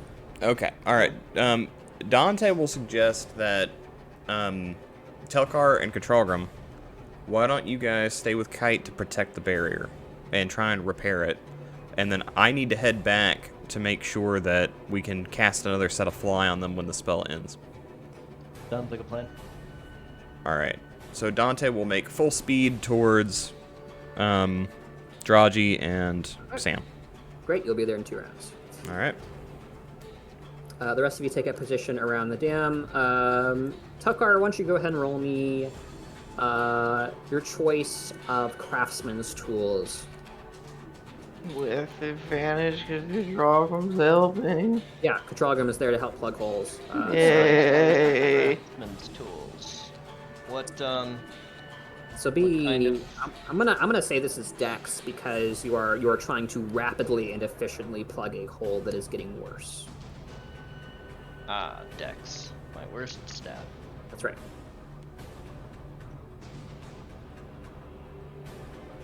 Oh Really? no.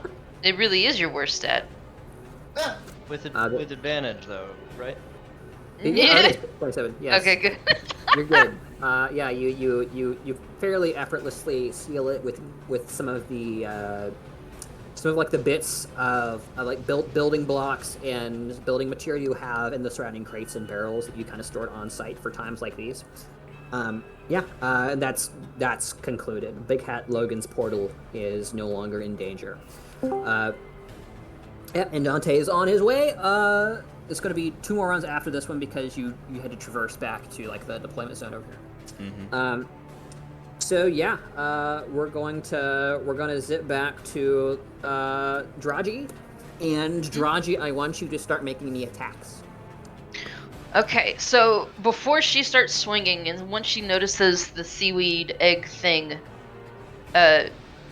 she is going to use her channel divinity using legendary strike to at least give her another 1% chance to get a crit. Okay. If this thing ends up being... Actually, no, that's a bad idea. So she needs to get information first.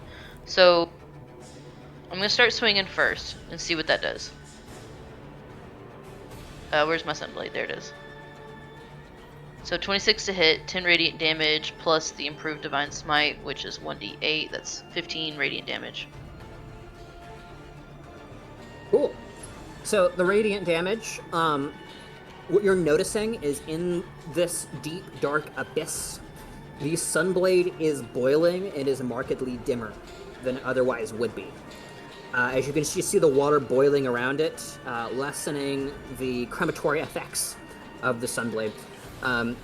As you do take a swing at it, it is going to be halved damage, but it is still significant. So that's going to be a good 8 damage. You cut a bit of seaweed off. The glow grows more intense. But still nothing for me to be able to just reach in and grab it? It's still quite thick. You can't see it yet. Okay. So I have one more swing in. So I think for the sake of having more damage, she's just gonna go all out as she normally does. And use her ASMR ability. So she's gonna unleash her soul. Unleash the soul! Unleash the ASMR soul.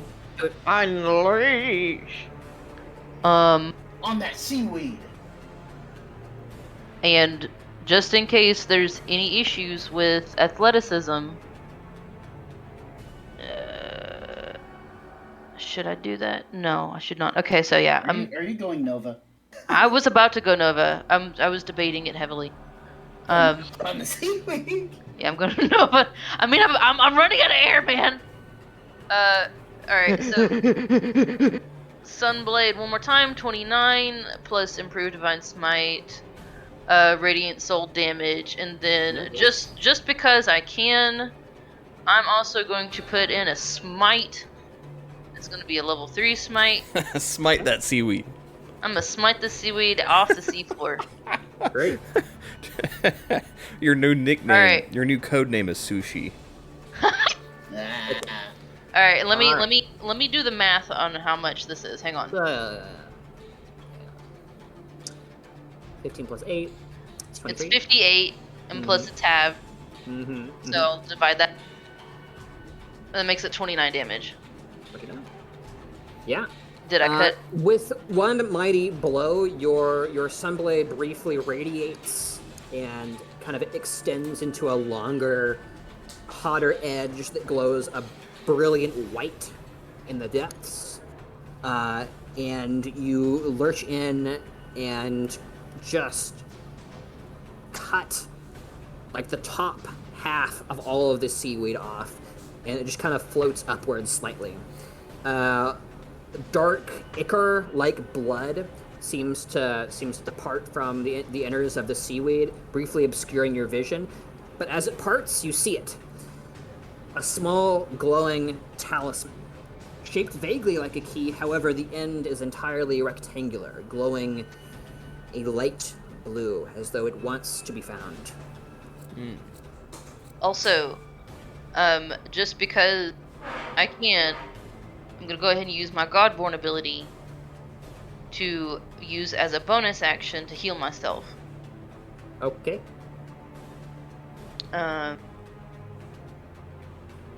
That is... You may use your bonus action to roll a number of hit dice equal to your proficiency bonus. I have 5 proficiency. So you haven't used your bonus action on anything, right? No. Okay. Can she use a bonus action to pick something up? It is item interaction, which is normally free once per turn.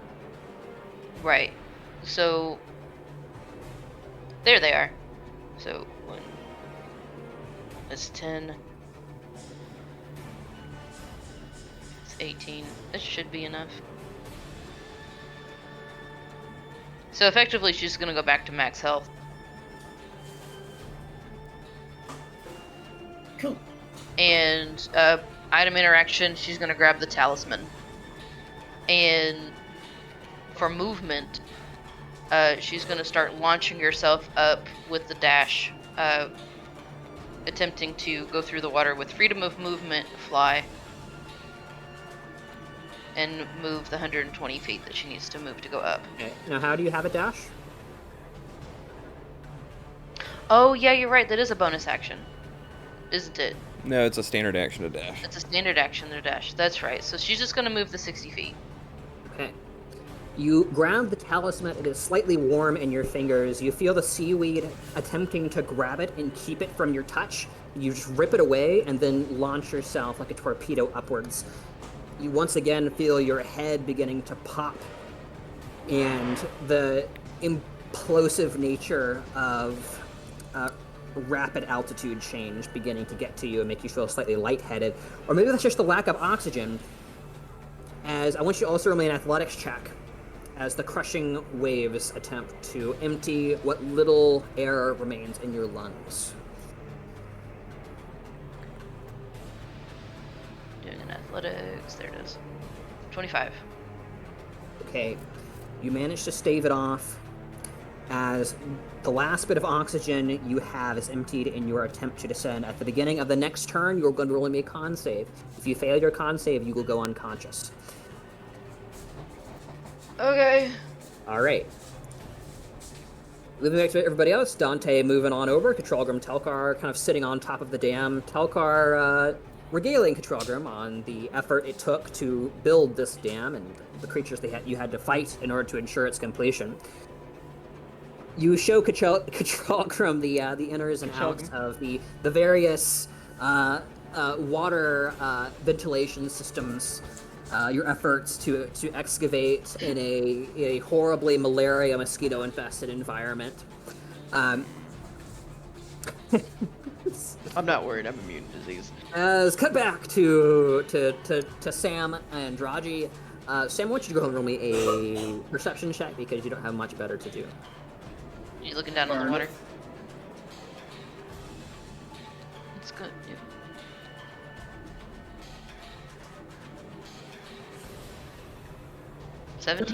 Nice. Yeah, you see a light glow seemingly growing brighter under the waves. It seems Draji is ascending. Now, Draji, Constitution saving throw, please. Okay. You're good at these, but failure is brutal. Yeah, I have a 14. 25. Okay, you succeed on your first drowning check. They only get harder from here. As you ascend, the edges of your vision crawling in, the blackness beginning to take hold as you hear and feel your heart beating ever so slightly slower. The crushing waves, roll me an athletics check. 29. Okay, that's a success. As Draji, you see the light growing brighter and brighter. You think perhaps for a second you did lose consciousness, and this is merely the light at the end of the tunnel. But you've died once before, and this isn't what it looks like. As you blast through the surface, heaving, you kind of have to make efforts to slow down as you realize you finally surface and you nearly smash your head into one of the rafters of the dock. Yeah, Symmetris, what you'll see is just an explosion of water and light as she barely stops in time to not smack her forehead right into the wood. In fact, as you rocket past him with almost unnatural grace, he just reaches up and grabs your ankle. Great. And is able to It's help unnatural. you. Yeah, Unnatural. he just reaches out and seems to know where your ankle's going to be and just snatches you to keep you from smashing your face. The other thing that you'll notice is that since she has unleashed her ASMR soul, she's got her halo and her wings. She's just radiating light all around her. You see that he starts to say something at you, but then he catches himself and he's like, oh, fancy. And he says, anyway, whistle, danger, go! And then he just immediately starts flying off, still holding onto your ankle. It's like, Okay. A few seconds later, you run into Dante as he appears to be coming back your way. Draji, you see, the rest of you see in Draji's hands, almost like in a death grasp, this small, only vaguely luminous in daylight,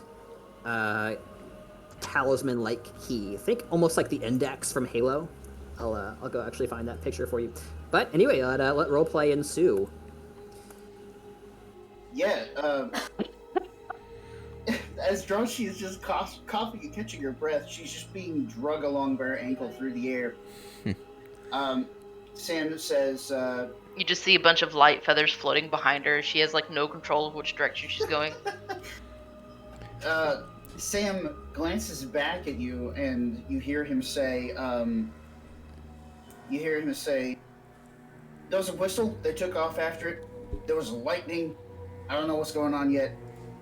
And then he sees the glow coming from your gauntleted hand, and you hear him mumble, I guess you are blessed.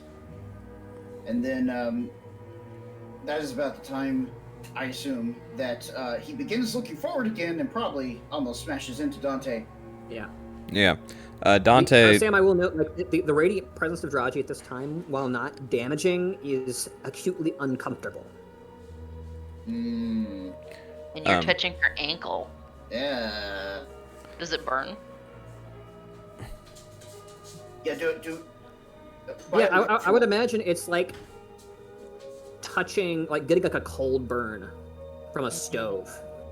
Like you touch it and like you think for a second like it's just like the cold feel of like her armor, and then you realize like it's actually like uncomfortably in like almost like burning sensation in your hand. As we come to a stop in front of Dante,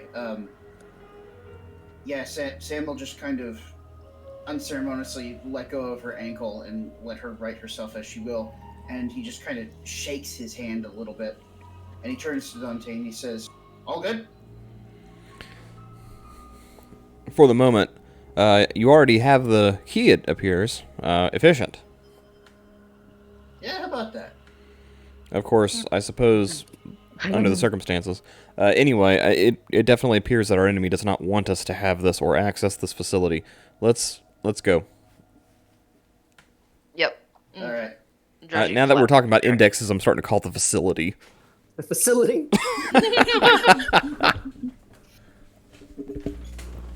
Do you know what that maniac almost made you do?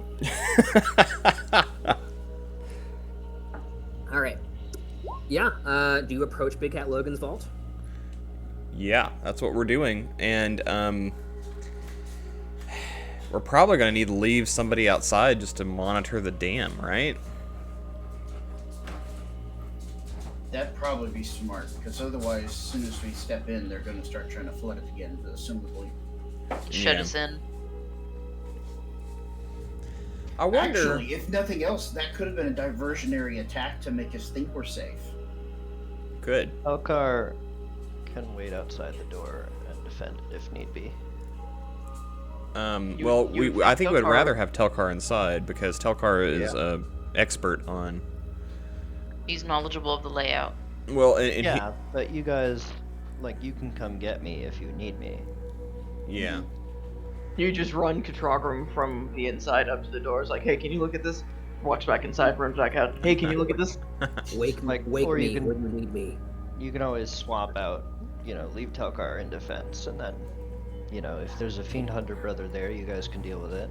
Mm-hmm. And if you guys just are raiding the place for weapons and you need Telchar's help, just, have Katrogrum trade places with Telchar or something. I play my Telchar in defense mode. Is Telchar able to cast the message spell or anything like that? That's a good question. Can Dante cast the message spell or anything like that? Yeah, Dante has sending. And Enoch No. cast the message spell. Telchar has That no. costs mana though. Telchar has no Communication? telepathy. Okay. We're gonna have Telchar remain Ooh, outside to defend. For 10 minutes, Katrogrim can whisper to someone out to like 60 feet. Thank you, Kyle. You can whisper to someone at 60 feet. Actually, no, it's only 30 feet. I can yell so creatures within 600 feet hear me. That's pretty good, man.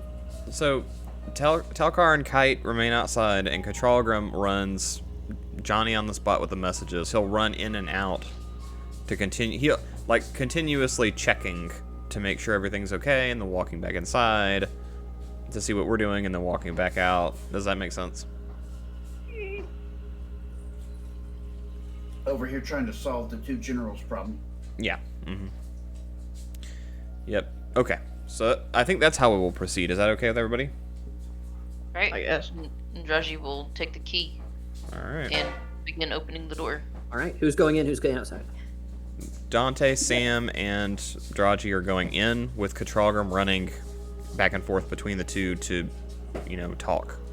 So that we have Also, communication. Draji will formally ask from Telchar, "May I have the sextant, please? I'm gonna see if I can't find Dorian."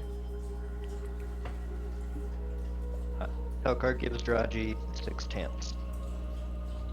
What? You actually cut out. I couldn't hear you. Oh, yeah, he'll give her the sextant. Okay, thank you. And then she'll rush over to the door and look for the cue for everybody to open the door. Yep. All right. She attempts to stick the key into the hole. Yeah. You kind of move the key up as though to put it into a hole, like a traditional door, and like you're kind of at a loss as you don't really see any keyhole per se. However, as you bring up the key, you feel like almost like this magnetic force trying to rip it out of your hand. Like it's gentle enough that it doesn't, but you can definitely feel there is a force being imposed on it. She would let the force guide her hand. You Guide kind of follow the force upward, and you find almost like a vertical imprint, almost like a bust of like a key. Probably like at most like 4 or 5 inches into the door, middle higher up. All right. I'm assuming this is where the key will do its thing. She's just gonna let it hover there. She doesn't really know what to do with it. Yeah. You kind of a moment of uncertainty. You let go, and it just flies out of your hand and just clicks perfectly into place, the size and shape of itself in the door. And when it does, it hits, and you see the light glow from the key, like these almost like arcane veins running along the key. This light is almost deposited from the key into the door itself, as you see many arcane runes beginning to light up, running out from it, like a body which has now received a heart. The magic flowing like blood. The door seems to surge for a second, and then the key turns. Moves in a little bit further, and the key splits in two with the door as it opens. Fascinating. Inside, you observe a space that is a bit darker than the daylight, though still illuminated in a strange, almost like synthetic white light, like you stepped onto a white canvas. With the opening of the door and seeing the new scenery, she'll lift up the sextant so that it's on, it's perpendicular to the ground, and she'll begin to remember her first interaction with Dorian and how he was just so ecstatic to meet the Cardinal Heroes and admitted that Draji was his favorite, and then like the guilt of finding out that they've been all under this duress. And she's going to step in first quickly and looking to see where the sextant will point to see if Dorian's in here. Maybe he sealed himself away, or maybe Finral sealed him in here for safety. Okay. As you have not crossed the threshold, you hold the sextant out, and you picture the visage of him, and it appears uncertain. It just kind of whirs a bit. Yeah, we'll Yeah, she wants to go inside because maybe it can't read through another. Yeah. Vision. Yep. Sure. All We'll go right. in. So Dante, Draji, and was it Sam go in? Yeah. And then Telchar is staying outside. Telchar and Katragram's going to be poking his head in and out Okay. to relay any messages. All right. You walk across the threshold. A few moments pass as the sextant whirs a little bit. You pass. The white resolves into what appears to be almost. If you guys have the visual image of the Ministry of Magic from Harry Potter and the Order of the Phoenix, where all the prophecies are kept, it's like that. It's like giant aisles of shelves on either side, stacked higher than any man or giant could possibly reach, and above you is just infinite darkness. The aisles themselves are illuminated by a light without source. You can just sort of see everything. They are occasionally broken up by intersections. I've described this once before, but it is essentially just an extremely esoteric and I want to say complete, but just unbelievably thorough armory. And I say armory loosely because a lot of the stuff you're seeing are like monster parts and like strange doodads and doohickeys. You have no idea what they do. Right.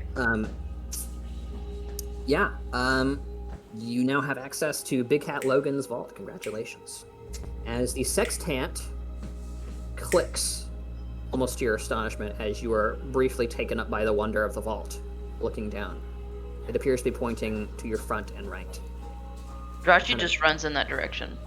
No explanation. She sort of stumbles over the new weight of water in her armor, but she just goes. All right. Yeah, I mean we'll follow behind. I mean, she's running. Are you gonna run? Yeah, Dante will stretch his legs. Sam kind of looks like sees that Draji suddenly takes off, and he kind of gets this twitch about him, and he just kind of gives Dante a weird look, and when he sees that he starts running after as well. When he sees Sam is actually following her as well, Dante will say, "Go ahead and follow Draji. I'm going to take a look around." And he'll actually slow down and start kind of casually walking while looking at the aisles to see if there's to see what's there, you know. He nods at you, but then as he's moving away from you, you hear under his breath, "Oh, good." Oh, good. Yeah, he'll take off after. His supernaturally graceful loping, accelerating him up to and presumably past her current top speed. What's your movement speed again? Hers is 30. If yours is 40, you'd be able to beat her easily. Oh yeah, he's just like. Oh good, an opportunity to catch Draji alone and kill her. That's right. As has been my mission all along. By the way, do y'all like my watch together name? Anyway.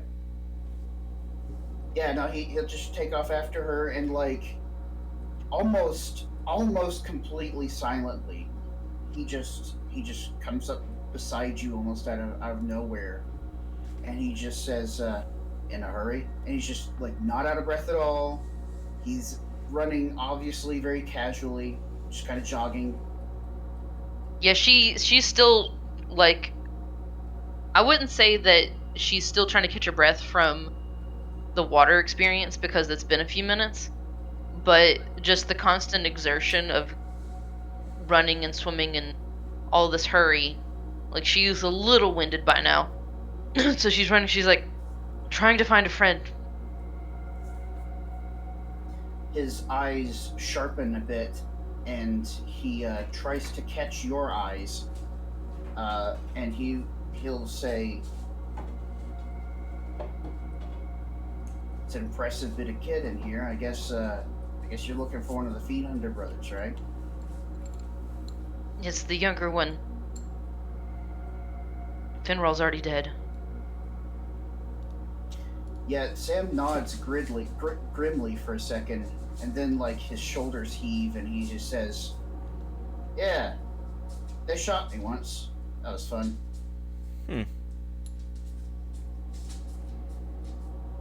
She doesn't really have a comment on that.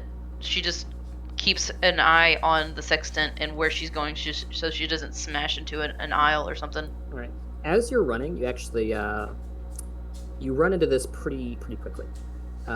You essentially get to the first intersection and take a right, and you immediately slow to kind of a stuttering walking pace as your two companions catch up with you, and One. Only one. Right, yeah, Dante. Dante's lingering to observe. Yeah, Dante's just kind of casually walking now and looking at the glancing around. You won't be alone. Gatrogrim is making sure Dante doesn't get in trouble. All right, so the first thing you see, Draji, is something that does not fit the within its shelf organizational mantra that is within this place. For what you see is a mess on the ground, leaned up against one of the shelves on your right. You make out the smell pungent of rotten fish. Taking a couple steps forward, you make out the tattered remains of one of the Fiend Hunter brothers' cloak. The skin is horribly bloated, disfigured, vaguely translucent. However, it shows no signs of activity. Whatever corruption might have attempted to animate the remains is long since incapable of doing so. Is there any way of identifying which one this is? I want you to roll me an investigation check. Would it be a medicine? If you had taken their blood and knew them on a biological level. Oh. I'm bad at it. Why do I keep... Dante! No, I'm just kidding. Sam. I rolled a 14 if that's any good. I was going to say that Sam is also interested in attempting to identify who this might be, although he doesn't know them as well as the rest of the party does. So maybe this is the best way anyway. Yet you observe as Sam, finishes his trot right up next to the corpse, seemingly completely unbothered by the stench, at least for now. And he starts to, gently turn the body over and to get a better look at him. So are you helping with the investigation? Is that what I'm gathering? Yeah. So I'll roll. Do I roll again? Since he's Sure. giving me the help action? Sure. The 14 is the highest. Yeah. You lean down, hovering your nose as the smell grows ever more pungent. It seems like the flesh itself has, again, it's very bloated. It's almost like exploded out of whatever leathers or body armor this individual may have once worn. You manage to, maintaining as much reverence as you can, dig through and try to identify a pack, any kind of inventory this individual might have once had. Within 14, you do so. You find a satchel that you vaguely remember Dorian having carried, covered in a thin layer of mucus. You set it down, and it is a bit hydrophobic. It seems to roil off onto the ground, made of some kind of monster hide that they hunted at one time, no doubt.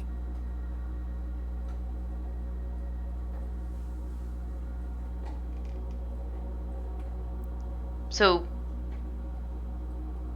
maybe this is. I'm hoping that this is Finral's corpse and he's just carrying Dorian's pouch. Is there any other identifiers? Describe what you'd like to do. So when you said that the flesh is translucent and the body is bloated, like, is it completely unrecognizable? It's extremely grotesque. It's definitely unrecognizable from the fairly handsome Fiend Hunter brothers. Though, if you focus on details and name them intelligently, you might be able to figure out which one it is. Well, I know that They have Finral tails. had effectively lost a chunk out of his arm because of a teleport spell gone wrong with Edge Arc. I don't know how visible that would be now with the bloating. Yeah. I know that Finral had long brown hair, and Dorian was more the blonde.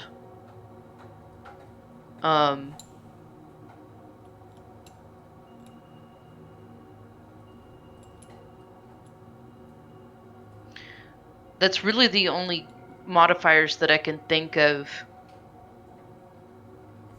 other than like personality traits. Like, Finral was more the grump. I would say you would know this. Would you like to roll me an intelligence check for the DM to remind you of something?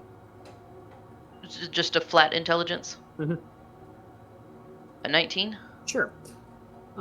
You do know that Finral was a half-elf. I thought they Dorian was both were. human. They're half-brothers. Oh. Dorian's a human. So yeah. So I would say with that amount of knowledge, Draji, you do have grounds for a medical autopsy to try and identify some of these things. Okay, so I'm gonna look for the pointed ears, the half elf stuff. 27 medicine. Yeah. Everything about the physique. You investigate the arm. What tiny bit remains of the hair, which is mostly gray, but you manage to find some of the roots. This all points to Dorian being one on the floor in front of you.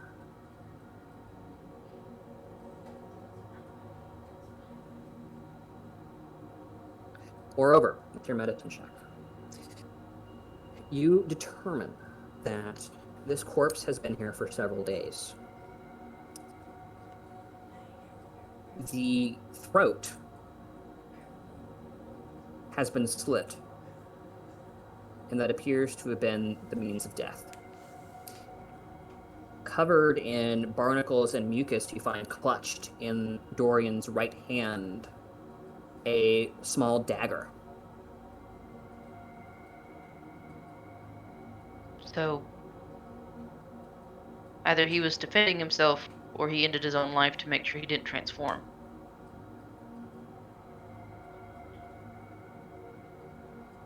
You see Symmetris draw up to his full height again and just let out a deep sigh. He just kind of turns away from the body. At this point, Dante, I would say you catch up. Yeah. Controgram's shortly behind. Dante will kind of look over at Controlgram and he'll kind of remind him, remember, you need to be checking in with Telchar. You were cutting in and out. I think what he was trying to say was that he was reminding Controgram of checking with Telchar every once in a while. Yeah. Is this Dorian? You, You don't get a response from Draji. Her head is down right now. Sam looks at you and glances over at Draji and then just kind of bobs his head and moves away again.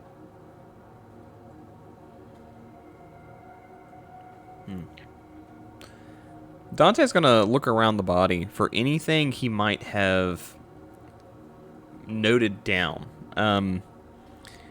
Dante is now under the suspicion that there is something specific in here, or maybe, you know, maybe it's like an all-encompassing, like there's just a bunch of weapons and stuff, but it's possible that there's something specific that that Dan does not want us to get a hold of in here. And so he's going to be looking around Dorian's body for anything he might have noted down or written or anything like that. Yeah, man. I want you to roll me an investigation check. Investigate. Dante puts on his Sherlock Holmes cap. And looks for his skills. There we go. 24. Okay. You find, rummaging through the pack, various personal effects of Dorian. You find a keychain, a small coin purse. You find what looks to be a hand crossbow. All of this pretty well kept. The pack's hydrophobic tendencies appear to have done wonders for it. Additionally, you find more marred than the rest of it. What appears to be a small notebook that is covered lightly in barnacles and blood.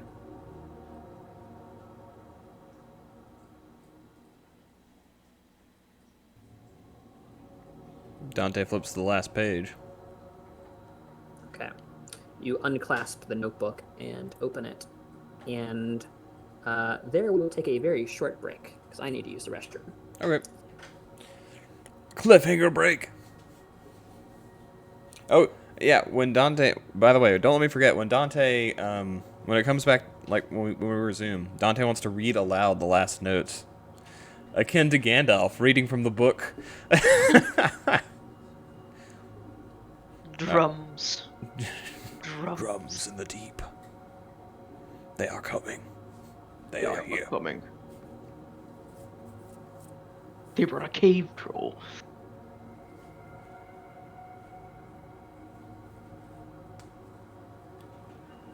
You fool of a took. Next time, why don't you just throw yourself in? Alright, I'm gonna get up too. I'll be back.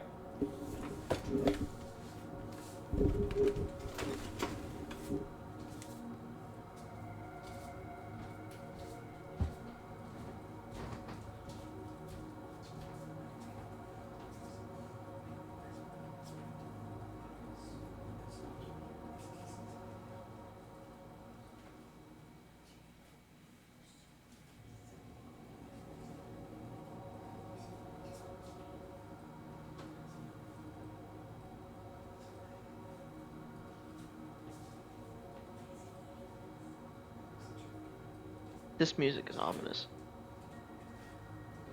It's also oddly peaceful.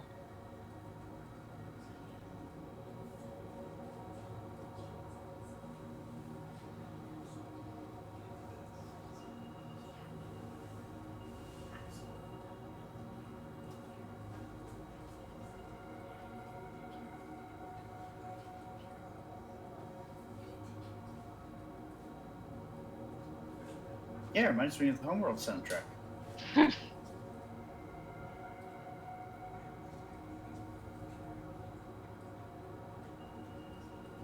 Who's Cody? I would imagine it's Donnie because he's not exactly creative when it comes to coming up with nicknames. Usually reminds with Boldy or Goldie. Imagine Wait. Coldy. So this one's me, this one's Austin, this one's Kyle. Closed eyes. That's me. Oh, okay. So presumably another one is Ben, and then Coldy is presumably Don. Who are the other two? Don't we have people observing? Jeremiah. There's Jeremiah. First. I can only assume that maybe the other person is Donnie's phone. Donnie. What? What? Your phone? On Watch Together? Is it on Watch Together? My phone? Yeah. No, my computer is. Because we're trying to figure out who the other people are on here. Probably randos.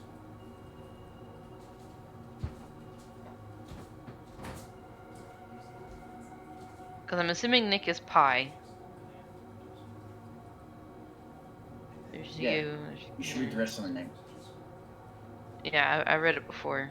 I don't know who the others are. Oh no, one of them's Ben. Yeah, I don't know who. What if it's Jeremiah? So we have an extra one. You assume one of them is a Ben. On any given day, there's a 50-50 chance that I remember to join the watch together. I think I saw you join the watch together. I did join the watch together, I'm just saying. It's entirely plausible at any given time that one is not Ben.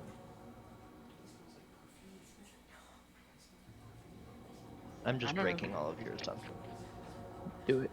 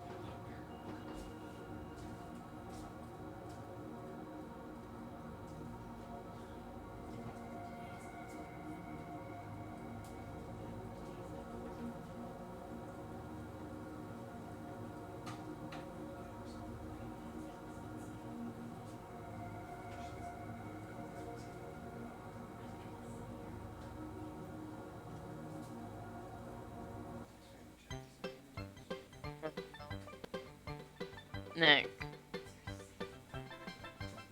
Nick, why? Because Nick is Nick. Why is it 30 minutes? Just to make sure that we sit here and there's plenty of time. So Why that is he us- fire? What? Fireball? Why is he fire? Donnie heard fire. This has something to do with Dante. Fire! Uh, I'm surprised. Does Dante know delayed the last fireball? Does Dante know what? delayed blast fireball. I think he Delayed contemplated it. I heavily considered it because it would be nice, but in the end I decided that Dante's fighting style is not conducive to delayed blast fireball. He's very much a He's very much a That's right. pyromate. He is very much a pyromate artist. he's all about that immediate gratification. He's got to watch it blow up as soon as it leaves his fingertips. Yeah. Yeah. Like if he has to wait for it, it's just that's too If he much has to wait for it, it's anticipation. too long. If I've got to like, wait two if- rounds, that's like an eternity. If the fireball doesn't blow up before he blows up, then he blows up first. That's the Dante logic. But delayed blast fireball is a slightly better fireball. Maybe. It is Well, if you let it wait it long is enough. it is a base level fireball at 7th level until you allow it to cook for a few rounds. Right, that's a lot of like. The problem with Delayed Blast Fireball is a 7th level spell slot is immensely valuable, and I mean, if you like, I can upcast Disintegrate by 1 level for 7th level spell slot, and I can't like over channel that because it's above 5th level, but it's just not worth it. It's not worth, because what's going to happen.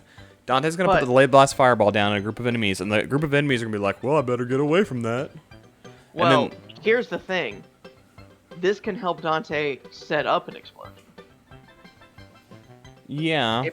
This is for whenever we are not found initially, and Dante's like, you know what? They're not going to notice a little bead of light sitting next to them. Yeah. What's more is that I believe you can hold on to it while it's charging and then only throw it when it actually goes off, or when it's about to go off. You choose a spot where it goes, so you can literally choose right next to you, but it doesn't go off initially. But whenever you try and pick it up and throw it, you have to make a dexterity saving throw. Oh, I didn't know that. Okay. Yeah.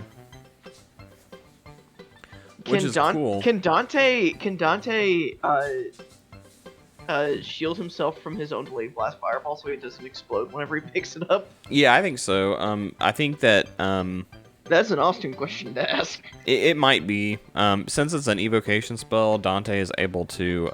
Is it an evocation or is it conjuration? It is the evocation. Okay. Quick question, Yeah, is so it, he can sculpt it. Is it a dexterity saving throw to not be just plain harmed by it, or does trying to pick it up and failing the dex actually cause it to go off? And Yes, thus be the second relatively one. wasted? Okay, never mind then, it's not worth it. He's like, you have to be very careful with it. I mean, Dante's build kind of allows for that because he's a Dexy wizard. Let's be honest, Katragram allows for that. Yeah, Katralgrim could pick it up and throw it. I didn't think about that. You don't even have to sculpt spell around him. He has evasion. That's right, dude. So at worst, he's gonna take half damage. At best, he's not gonna. I might have to pick up Delayed Blast Fireball then. That would be interesting. Just to give to Katragram to just be like, hey, here, and then just chuck it at a group of enemies. Right. Remember, you can cook this thing for up to 10 rounds. Well, and Dante can transmute it and stuff too. Mm-hmm. He can transmute it to acid damage or something. Transmute it to lightning damage. Katragram's already resistant to lightning. Transmute it to lightning damage and then let Transmute it sink to the transmute ocean it- floor. Transmute it to poison damage. Katragram's immune to poison damage. Oh man, just imagine that. You throw it into the water, and then like the way the water is, it wants to just pull everything down. Mm-hmm. Yeah. But yeah, at 7, this Delayed Blast Fireball can do 22d6 fire damage.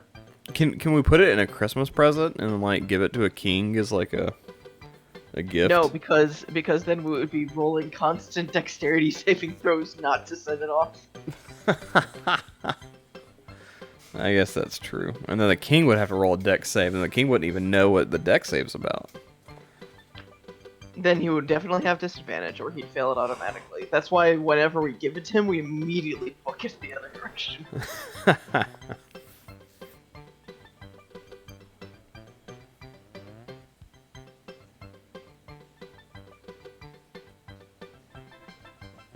This is very weird music to be talking about the death of a king through Delayed Blast Fireball with. I know, yeah. Christine, Odd. are you entertained? No. I muted it. What is this music anyway? Super Mario Advance. Nick said it's the homeworld theme. No. That's not.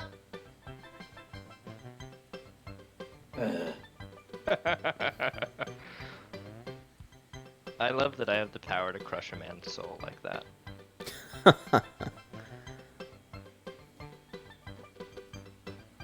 I think at this rate, like we're just all waiting for Austin to get back. Yep. I like we're to listen to ready. the recording, so I'm gonna change it back to something that's actually. Yeah, we're just gonna not.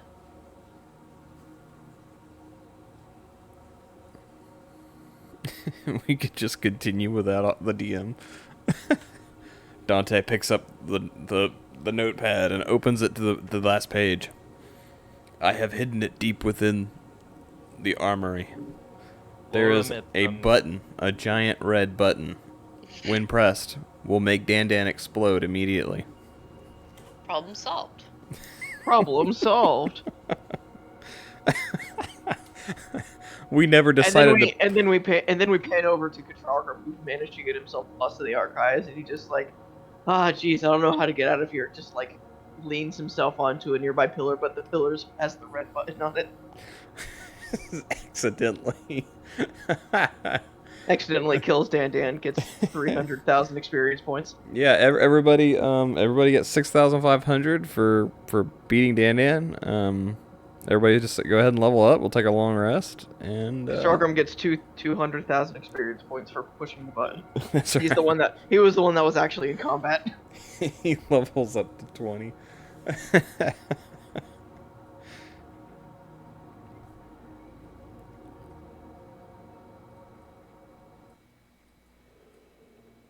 By the way, good going, Draji, with picking up the key. It was pretty hairy there for a minute. Yeah, I got pretty nervous, so I figured I can't waste time. I'm just gonna smash all the buttons. I'm gonna face roll the keyboard, and we're gonna see what works. Yep. Sometimes that's what's necessary. Yeah. Like, I heavily debated on just activating Channel Divinity, too. I was just like, but is that necessary? Because one just gives me extra athleticism, like, it gives me an advantage. The other just makes it so that I have a 2% chance instead of a 1% chance in getting a crit. Yeah. And I would just, like, I can easily just sizzle through this thing if I just opened up all the radiant damage. Yeah. When you say percent, don't you mean a 10% chance instead of a 5% chance Sure. of getting a crit? Because if I roll a 19 or a 20, then it's considered a crit if I roll a 19. Yeah, so it's 10 instead of 5. Right. Yeah. Hi, Jeremiah. Yeah, I'm here, by the way. Hey, Oh, Jeremiah. Oh, hey, yeah, I knew you were here, Yeah. Jeremiah. I just decided not to acknowledge you. No, that's fine. I joined in the middle of things. So You did. You know, I'm surprised that Bard hasn't showed up. Yeah. Hmm. He's been traveling. Oh. I think he was supposed to come back to Florida eventually. Florida. Yeah, he went to go visit his brother, and then went to Alabama. No, he went to Oklahoma, and then he's going down to Alabama, and then he's supposed to go back to Florida. Mm-hmm. Oklahoma, Alabama.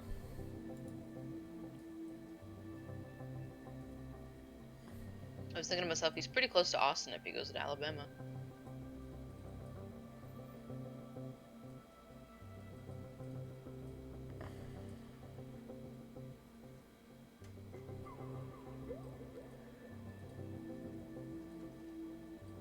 I'm so sad that we lost Dorian, guys. Well, that's what happens. what happened? We found the bloated remains of Dorian inside of the vault. The lone surviving Fiend Hunter brother. I don't really know what that means. I don't think I was here for any of that. So effectively what happened was that after Draji had been revived, she was anxious to hear some news about what had happened while she was gone. And so she was like, we need to get in contact with the Fiend Hunter brothers because we were supposed to go meet up with them after what had happened. And he wasn't able to get a hold of Finral. And so he tried Dorian, and Dorian barely answered him, like he was apparently not well. And he had said something about how Finral had sacrificed himself to save Dorian. and after getting that news, she was anxious to hurry up with the payment to Jasu so that we can get to the city, Dionysus, and hopefully find Dorian possibly alive. But from what she had seen after opening up the vault and finding his remains, is that he, uh, the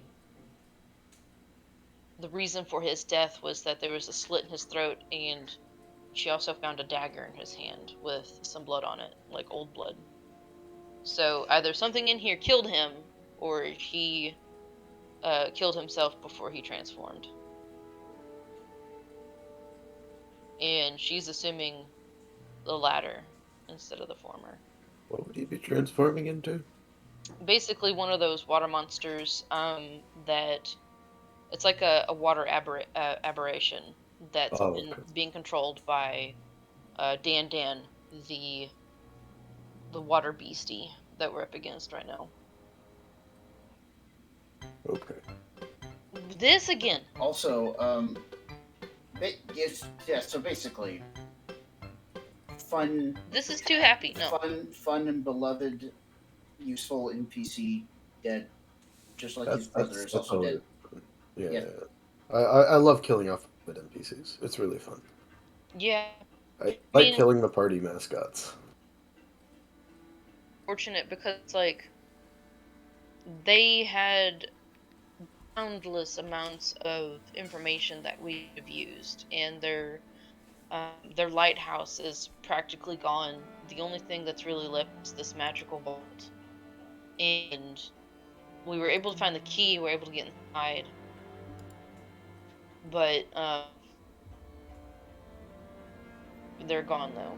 It's like, we had allies, and we took that for granted. We basically sent the Tritons to try and fight. And it seems like the two beings that should be able to fight sea monsters, the Stormvard, which are brass-colored dragonborn, and they are quite literally manning one of the largest ships in the world that's meant for conquering oceans and defeating sea beasties. And then there's also the Tritons themselves, which are widely known for the surface realm from underwater threats, like this water beastie, and they're both being trounced. And I guess story-wise, explained to us that Dan isn't something to be taken lightly, that there is something special about him that makes it so that he is bigger and badder than the other things that they've had to face before. And he, for whatever reason, has the special ability of making blighted water, and the blighted water seems to have almost a mind of its own, where it's being controlled by the will of Dan, where it's like the water really tries to suck you down, like you have to fight your way to get back to the surface. The seaweed seems to effectively be trying to grope you and keep you from the things that you want, or keep you from swimming upwards, like they'll grab at you and stuff. Basically, dragon layer effects, except it's not a dragon and it's not a layer. I mean, it could be a dragon. No, I mean, it should be fair. So if it's a sea monster, it is kind of in a layer. Mm-hmm. Well, yeah, Because you're in the the sea. entire area is its And layer, plus, which I and guess plus, Yeah. plus, you don't have to be a dragon to have a layer. Layer effects are just like boss monster effects in areas. and that's just what I'm used to the comparison being made. And then you also have like the refugees, the citizens of Dionysus being turned into water fiends, and it's like their skin is now like a gelatinous, viscous form, and you can see their organs, you can see their brain, and like the skeleton and stuff, and it's just really icky, goopy. Sorry for the wait, guys. Ha. Hello, Are you sure? So. Hey, Jeremiah. Everybody still here? Mm-hmm. I'm gonna go. Goodbye. Goodbye. Okay, bye. Goodbye. Not everybody's still here anymore. I just mean mute. Oh, Oh, wait, okay. is not everybody here? No. I thought you were leaving, and I was saying that was the case.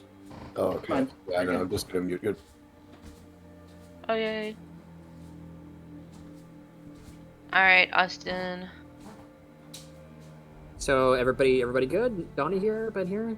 Yep. He I've says been from the here. distance. Carlton? Carlton is here. Hey, right. Okay. As Dante reads the last page of the notebook, he will read it aloud, Gandalf style. Cool. Let me send it to you real quick. All right. Let me get some appropriate music. Huh? We did a funny, or we talked about how it would be funny if the last page was like, yeah, there's this button in the area that just blows with Dan. Like that whale, that beached whale that gets blown up by dynamite. Yep. Oh, yeah, that. Who in the world thought that was a good idea? Well, anyway, let's read this last excerpt Eh. so that Draji can get angry.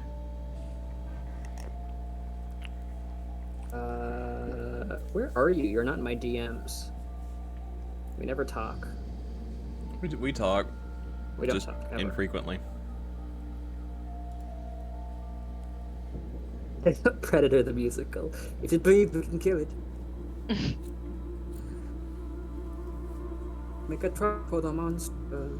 Oh, we still have our skin. Very appropriate, actually. Notepad. There's gonna be some weird formatting that I don't care to fix. That's fine. I can read around it. So I'll just read around it.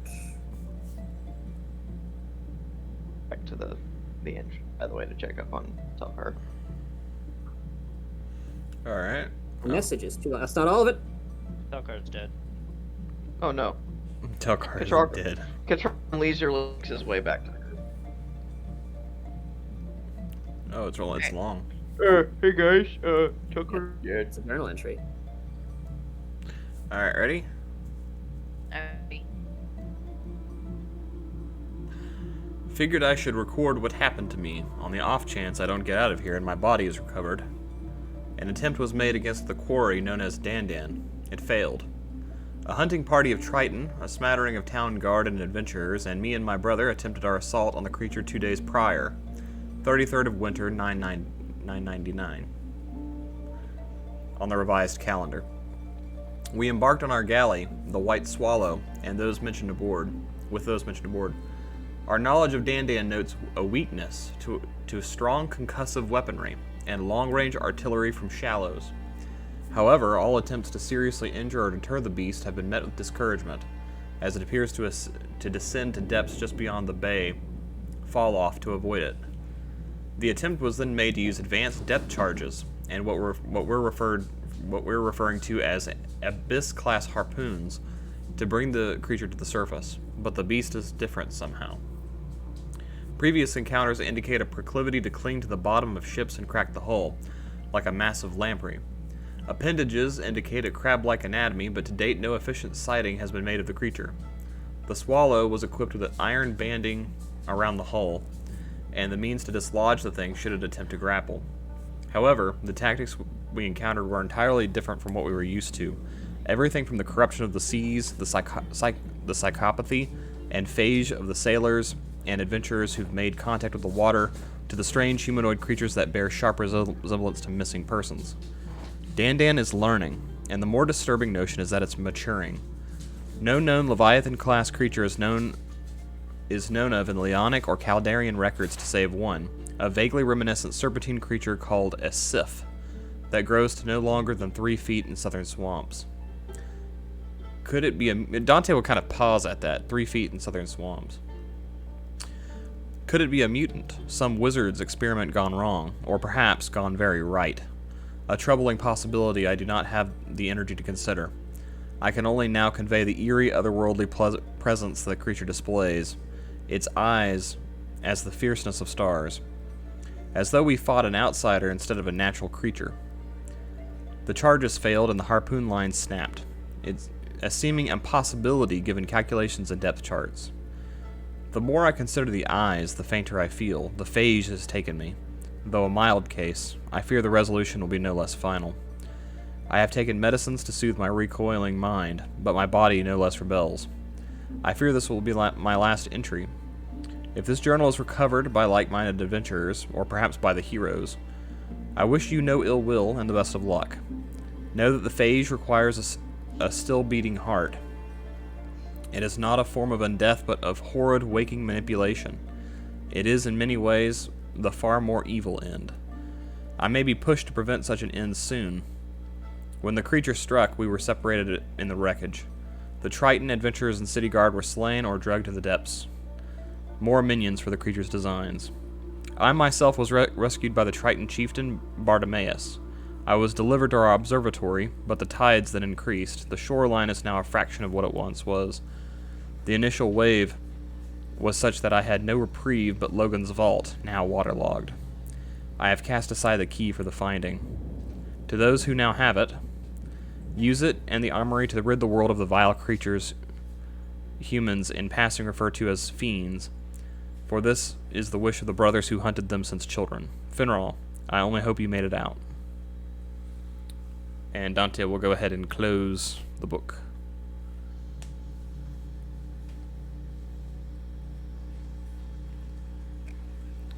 So, as a player, I feel like I'm getting conflicting information because I thought it was Finral that sacrificed himself to save Dorian. So he's saying that it was Bartimaeus that saved him?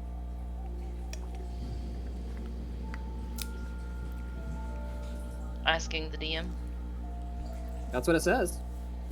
Okay, so there's a possibility that Finral might be still alive.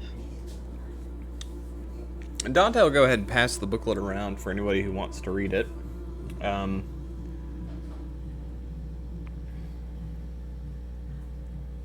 So, how's Telchar?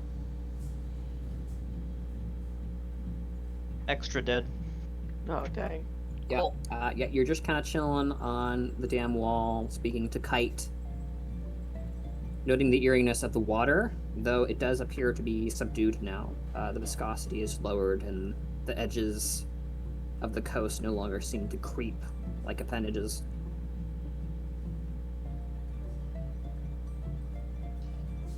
So, Draji is going to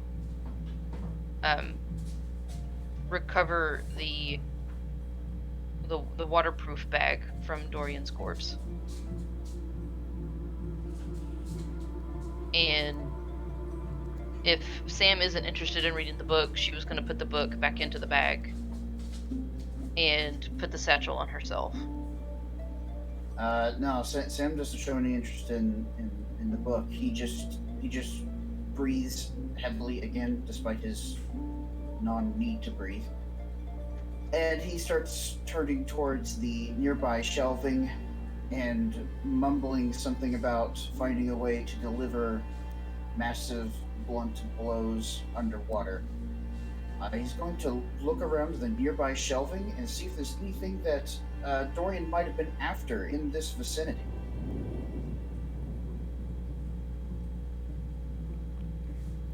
See if he might have intentionally chosen where he went down. Do I need to roll anything for that, DM, or do I know something? Yeah, roll me an investigation check. Alright. So old Symatris was really good at investigation. New Symatris is, not so much. Not so much. Hang His on. brain's been through some things. I think, wait. I think I might have a thing about it, though. Let me For the record, double were we check. hoping It's been to a while. end around 2 o'clock. 1 CST? Yes. So about 25 minutes. Okay. We can get some stuff done here. Yeah, okay. Dante will Charisma. mention that we ought to keep an eye out for some of these abyss class harpoons. I mean, I think we can resolve this arc pretty quickly. We just gotta find the big red button, right? That's right. Big red button. Press it.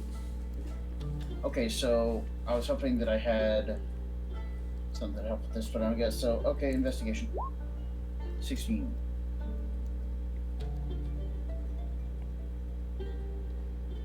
Sure. With a 16, you glance about and think there's any necessarily like intention in where Dorian has fallen necessarily. You do note appears to be near a series of vials and bottles on a shelf, and that shelf has a very thin layer of barnacles and slime on it. So apparently he was interacting with that. Actually, I would like to. I found the thing. Tactical assessment. I'm gonna make an intelligence investigation. And I can expend one superiority die and add it to the ability check. I'm going to go ahead and add it to 16 and see if it gives me the boost that I need. I think my superiority die currently. That should be at the beginning of this document right here. It is not. I really should have that on there. Okay, that's going to be on my core page. Superiority. Here it is. Superiority. And my die is a D10. That's actually better than I thought. Wait, that's the 10th level. No, it's a D10 until 18th level. Got it. Okay, so it's a D10. I'm going to roll a D10 into it. Okay. Oh. Does 18 make a difference? Doesn't. You note the bottles of liquid on the shelf, and that's about it. Sam is going to go take a look at the bottles of liquid, and he's going to mention that that's the only thing of significance in the vicinity. He'll mention that in Dante's direction, but he probably won't know anything to do with them. But he might try to draw Dante's attention to him to see if he knows anything better. Drink them. No. Yeah, Dante will take notice. You want me to do an investigation check? You think these are arcane, buddy? Oh. He's asking. Yeah, Dante will look at it. Do they look of magical inclination? Roll me an Arcana check. Arcana check, coming Or, right up. or medicine, your choice. Or what? Or medicine, your choice. Definitely Arcana. Okay. 27? Yes, you determine these are decisively not magical elixirs of any kind. Oh, okay. Yeah. No, these are not magical at all. Huh. All right. Sam starts to lose some interest in them. Draji will actually look at the sextant for a moment, thinking of Fenrir.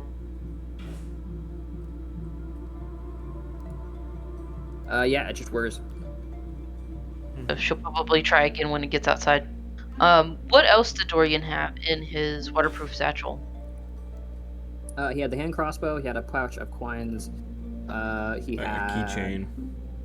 He had keys. He had a small collapsible rod that, as adventurers, you recognize as a sun rod.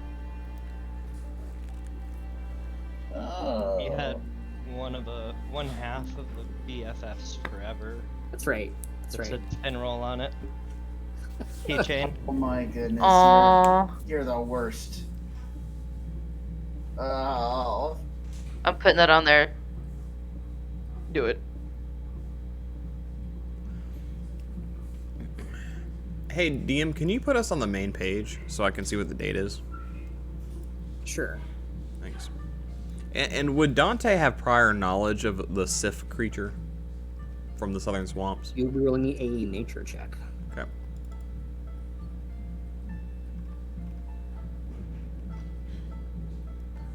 Nature. It's a 12. Well, actually, I want you to go ahead and roll me advantage. Okay. I'll just roll again. 19. Okay.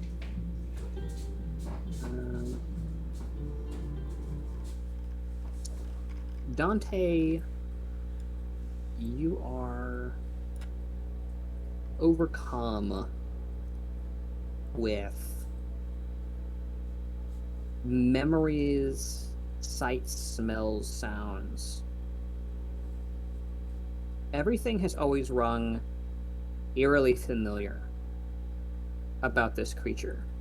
Mm-hmm. And now you think back to that night. The smell of sulfur, bat guano, the smell of chemicals, formaldehyde from the cracked tanks, from the arcane runes now invalidated.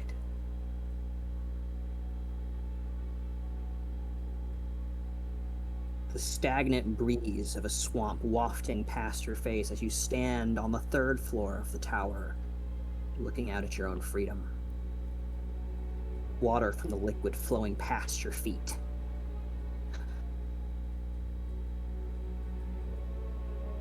A pair of blue eyes gazing at you from it before slipping off into the darkness far below. Before you followed suit.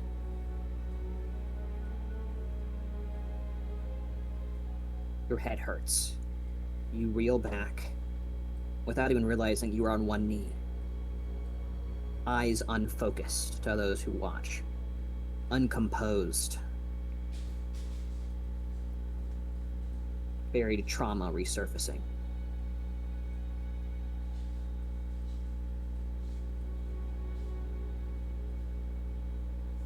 Draji reaches out, puts a hand on his shoulder. Dante?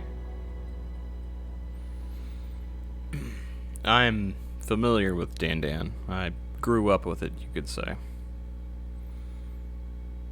Is there more of this memory that Dante senses exists and can be recovered, or is this all the flashback for now? You could attempt. However, you feel in your heart dread that envelops you when you attempt to reach for the memories. You know that the only way to fully recover, to face the fear as you have done so many times, is to return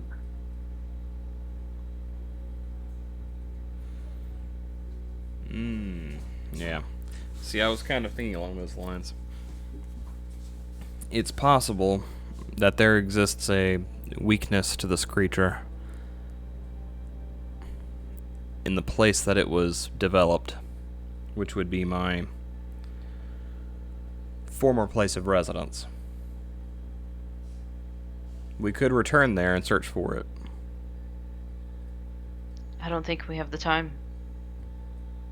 The Dragonborn are expecting results very quickly. We could leave it up to... what was the name of the captain of the... Not the captain, but the patriarch of the Stormvard, Anubarak. Yes. Dante will say that. We could leave it up to Anubarak. I would rather not return to that place, but it may be necessary. Do you have means of being able to travel there quickly? Where is it at? The southwestern swamps. You can bring us back to the map, DM, if you want. Thank you. Okay. By the way, he died. Dorian died only, let's see, 3 days ago. Well, that was about the same amount of time that it took for us to go through the Silent Mountain, the tiny little foothills down there. Yep. So he died the day that we contacted him. It was likely his last message to anyone. Mm-hmm. Yep. Let's see. Dante would know that the tower would have been next to a river in Isran Forest, I believe. I don't know if you have all the rivers in Isran marked. Yeah, the location of the tower, part of your keen mind, etched forever into the back of your mind, a place you will never, or had intended to never return. Right on the edge of the desert of Urz, on the coast of the Weirdark River. Ah, got it. You hear grumbling off to the side, and Sam comes over and stoops down next to you. Presumably, you're still on the knee, and he says, "So you're saying we gotta go back there?" It's likely. After reading what Dorian has put down, I'm no longer convinced that we have sufficient power to destroy this creature. And I hope you don't mind me asking. I know this is a big decision for you. Must be. But you're sure that we're going to find some sort of weakness for this creature all the way down there? Anything that can be made can be unmade. So And the you key wanna to go its there? making is there. I know that much. Yeah, right. That does make sense, I guess. And You can tell that according, he doesn't want to go back either, but he also wants to go back. Just not for that reason. It's complicated, and you can see it on his face. It's kind of twisted up in a...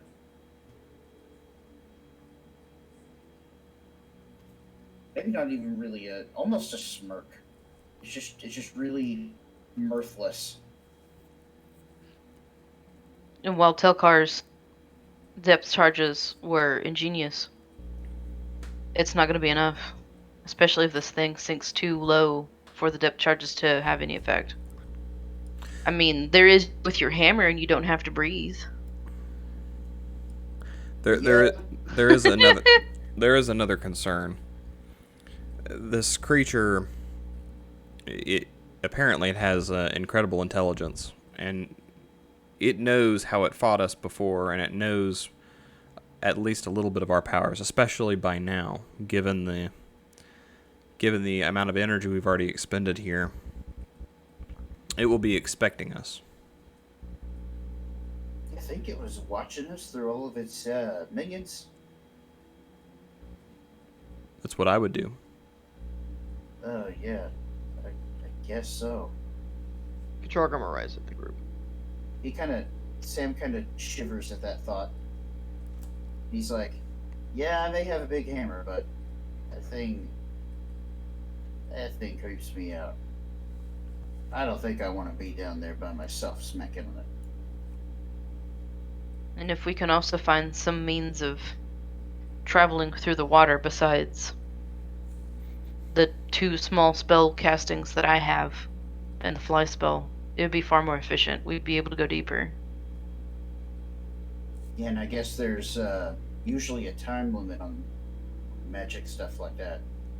That's not convenient either, is it? No, the Tridents had a solution. Basically, they upcast a spell so high that it was able to last several hours for us when there was a group of them casting it. Well, these sound like useful fellas. Yeah, I don't think they'll be too happy to see us since all of the warriors are now dead. And to their viewpoint, we didn't fulfill the promise. Oh. That's too bad. Yeah, it is. Well, we do have the Wayfarer's Stone, and that comes out of Lake Altria, right? The Wayfarer's Stone only had 3 other places. One other place is all the way up in Stone March. Yeah. Unless we can find some waypoint in Isran Forest. Mm-hmm. And then we also have to be mindful of the fact that we left Ina back up at the Dawnfield estate with Edgark when he teleported away. Right. It might be a good idea to pick her up. It also comes out under Leandra. I forgot about that too. So those are the 3 places, right? Stone March, Leandra, and Lake Altria? Right. It would definitely be quite the time. I wonder if the Dragonborn are able to survive that long. They're already running out of food, and they barely have any renewable water. I have the ability of casting foods and waters but the food expires within 24 hours. The only thing they would have is the water.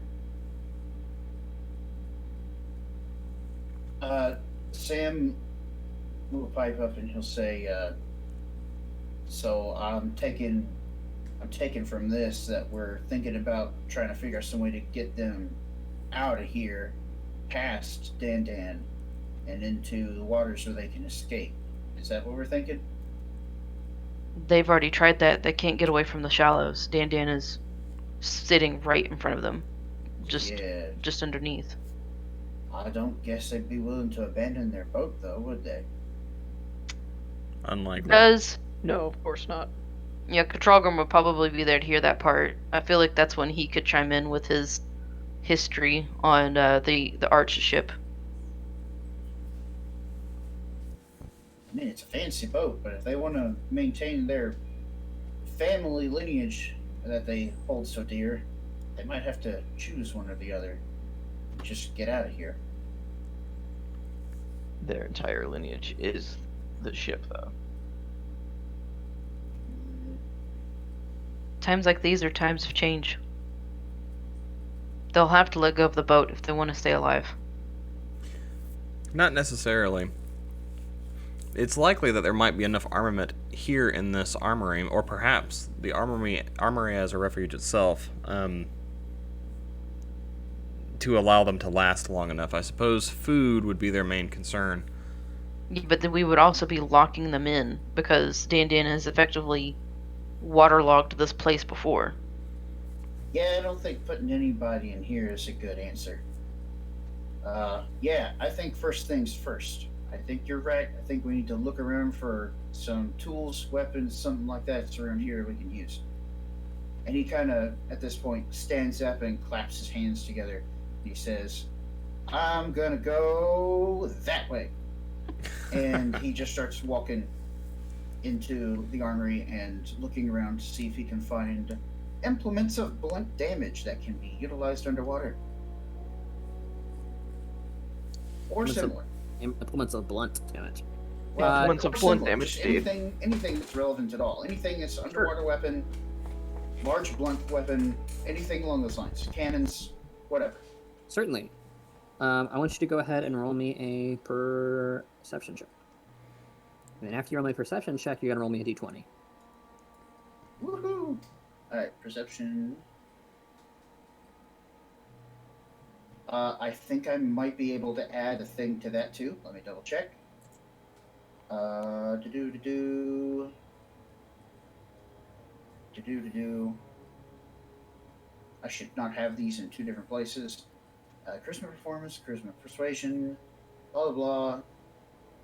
That's all the charisma stuff. What I need is the intelligence, investigation, intelligence, history, wisdom, insight. Okay, so it's not one of those. Alas. 15. Cool. And then a d20. In the interest of expedition, I'm assuming Katralgrim is effectively relaying most, if not all, of the information being conveyed to Telchar. So Telchar can get involved too if he wishes. Yes. Although anything that was said before while he was in transit would have to be relayed to Visual for him to relay to Telchar. It's fine. We'll just assume. Let me ask this right quick. So the ability is called Tactical Assessment. Yeah. And it is useful for intelligence investigation, intelligence history, or wisdom insight checks. Could I utilize this for anything that I'm doing right now? Maybe intelligence investigation? Could you post the feature for me? Yeah, I'll copy paste it because the whole thing is really long, and this is just the relevant section. So this is the superiority die thing. Yeah. Mm-hmm. And the superiority die. But I would have to be making an investigation roll. Right, investigation is more fine detail. Perception is just you're walking down an aisle, assessing a very large swath of your vision at a shallow level. But once you find something that you need to analyze, this could be useful. Understood. Okay. Yeah. So, sure. I'm going to go ahead and reveal to you guys how Big Cat Logan's vault works. Uh-oh. So, essentially, this is a reliquary of items that is unbelievably vast and curated not just by the Fiend Hunter brothers, but by other generations of adventurers, scientists, warriors, heroes, villains. It's essentially a bag of holding you can get lost in and find something new whenever you walk its halls. Neat. So how this works is you can spend 1 hour or you can spend 1 full workday in Big Cat Logan's vault looking for stuff. And based on your skill check, you can get pretty cool stuff or pretty weak stuff. It depends, but there's just a big random chart you roll on. So, suffice it to say, Symatris is walking the aisles for an hour with a specific goal in mind, which is to find a blunt implement that could be utilized underwater. What you find is you find 24 crabvanger bolts, and I'll go ahead and post that for you guys.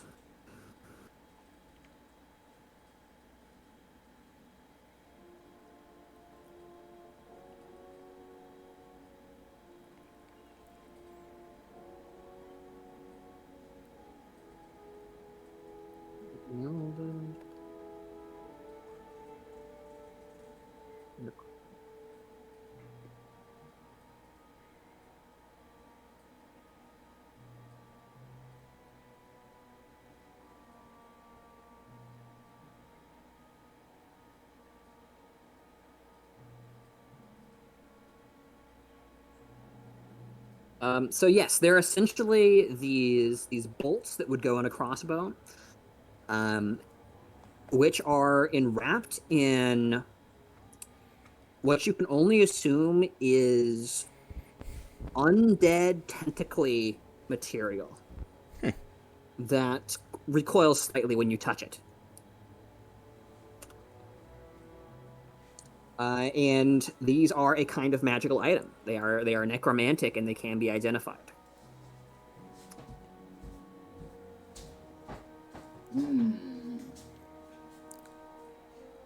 Living necrotic sea life material. 24 of them. Okay. They excel at underwater warfare.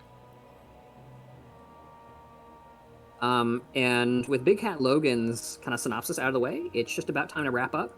So I think we're going to go ahead before we get too engrossed in what you guys find and what you're looking for and all that stuff.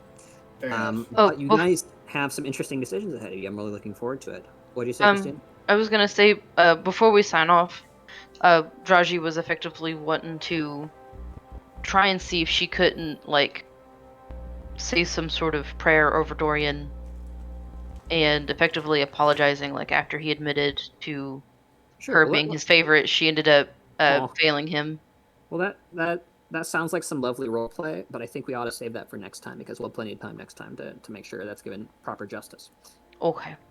Sounds good. Okay. Job done. Job done. Are we doing MVP now? We will be. Cool. Speaking I'm gonna of which, pin this. there were 2 creatures that were absolutely obliterated. How much of that experience do I get? Voting for 2 people. Oh, you will be getting. You'll be getting 1 aberration experience point. Cool. Gotta remember where that is now. It's been so long since we've had a fight. Yeah, this is fun. This is a great session. It had a perfect mix of everything, I feel like. Yeah. I was considering how quickly I could get you guys into the Dante fight, but I thought there was enough loose ends that dedicating a session for it seemed like a wise decision, assuming you guys were on board for that. Mm-hmm. Yeah, I think that makes sense. So you're getting all of the build-up and the planning and the tactics against a truly formidable foe. Yeah, as a Control Room DM, will proceed to just. so as a DM, you're. It sounds like you're heavily insinuating that we would be assisted by going to, the place where Dandan was born. It is up to you. Yeah. I feel like you'll be going there eventually anyway. Just because you already have a hook for that. Right, yeah. I mean, Dante has a vested interest in going. He doesn't really want to go, but there are reasons for him to want to go. But every moment you leave Dan alone, you've already seen the destruction he can wreak. Yep. I will just posit, if Dan destroys the world first, Vecna loses. Vecna does lose. There's We should that point. help Dandan. We're gonna all become weird Cthulhian, transparent skinned monsters for Dan. I want a Dan version of contingency powers. I want aberration power. We get invited by Dan to defeat Vecna to take over the world. Yeah, I'm not gonna lie, that would be cool, kind of a cool campaign. But like that's a cool idea. Like you're the servants of one evil master. You have to defeat this other evil master, and your evil master can take over the world. Yeah. Listen, hey, we've already got the quest from this one quest giver. Why not get from both and get both rewards? It's just like we're serving the Raven Queen and Dan. I mean, as far as eventually- I know, the Raven doesn't have beef with Dan. And as far as we know, Dan doesn't have beef with the Raven Queen. My goodness. All right. Well, we had some cool combat. Draji grabbing the key. The lightning ball from Dante was pretty sick. The punching from Controlgrim. It is consistent. It is consistent. It's devastating. Telchar grabbing Kite, saving its little dragonborn life. Fixing the dam. To be honest, I didn't have much to do there. I needed the extra buff from my arms anyway, so my bonus action was taken. And I didn't have much more movement speed to work with, or else I would have grabbed. The investigation and medicine checks made. Poor little Dorian's corpse. Rest in peace, Dorian. We hardly knew thee. R.I.P. Alright, well, you guys have some ideas on who you want to vote for here? Two votes, remember? I'm good. Lightning ball, and I don't know.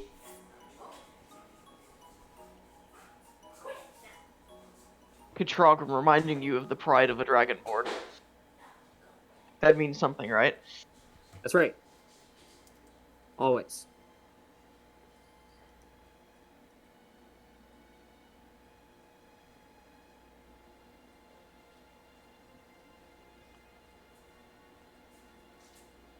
I'm ready.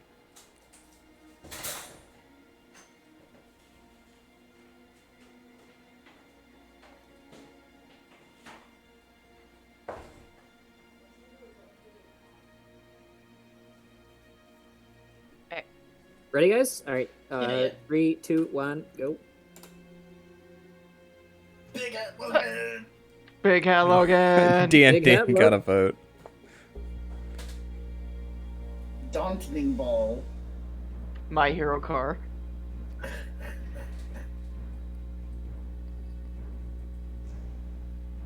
Dante and Dan. Seaweed for eating resources.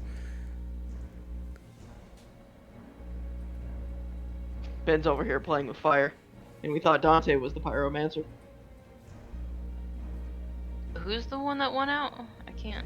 I'm looking now. Definitely, most likely. I don't know, actually. I see 1, 2, 3, 4 Telchar. 1, 2, I think 3 it's Telchar, Draji, then. 1, 2, I think Telkar's 3 got it. Dante, 1 Yeah, Dan Telkar's and got 1 it. Controgrim. I'm surprised Controgrim got a vote. Katrogrim did good stuff. I really liked his info dump, Yeah, I mean, like, he did some good work. and also yes, helping. the severe amount of info dump I gave. A Well, whole 2 lines. Well, I know that you think that you just have to roleplay all the info dump, but for the sake of like explaining that he's going to do this, and expediting time is also efficient and effective all the same, because the idea is still there. Also, being able to, It's the choice that counts. he also decided to partake in doing the tether, which is a risk in of itself. I also shall partake as a treat. All right, everybody say bye to the recording. So who Bye, who's in the recording. team?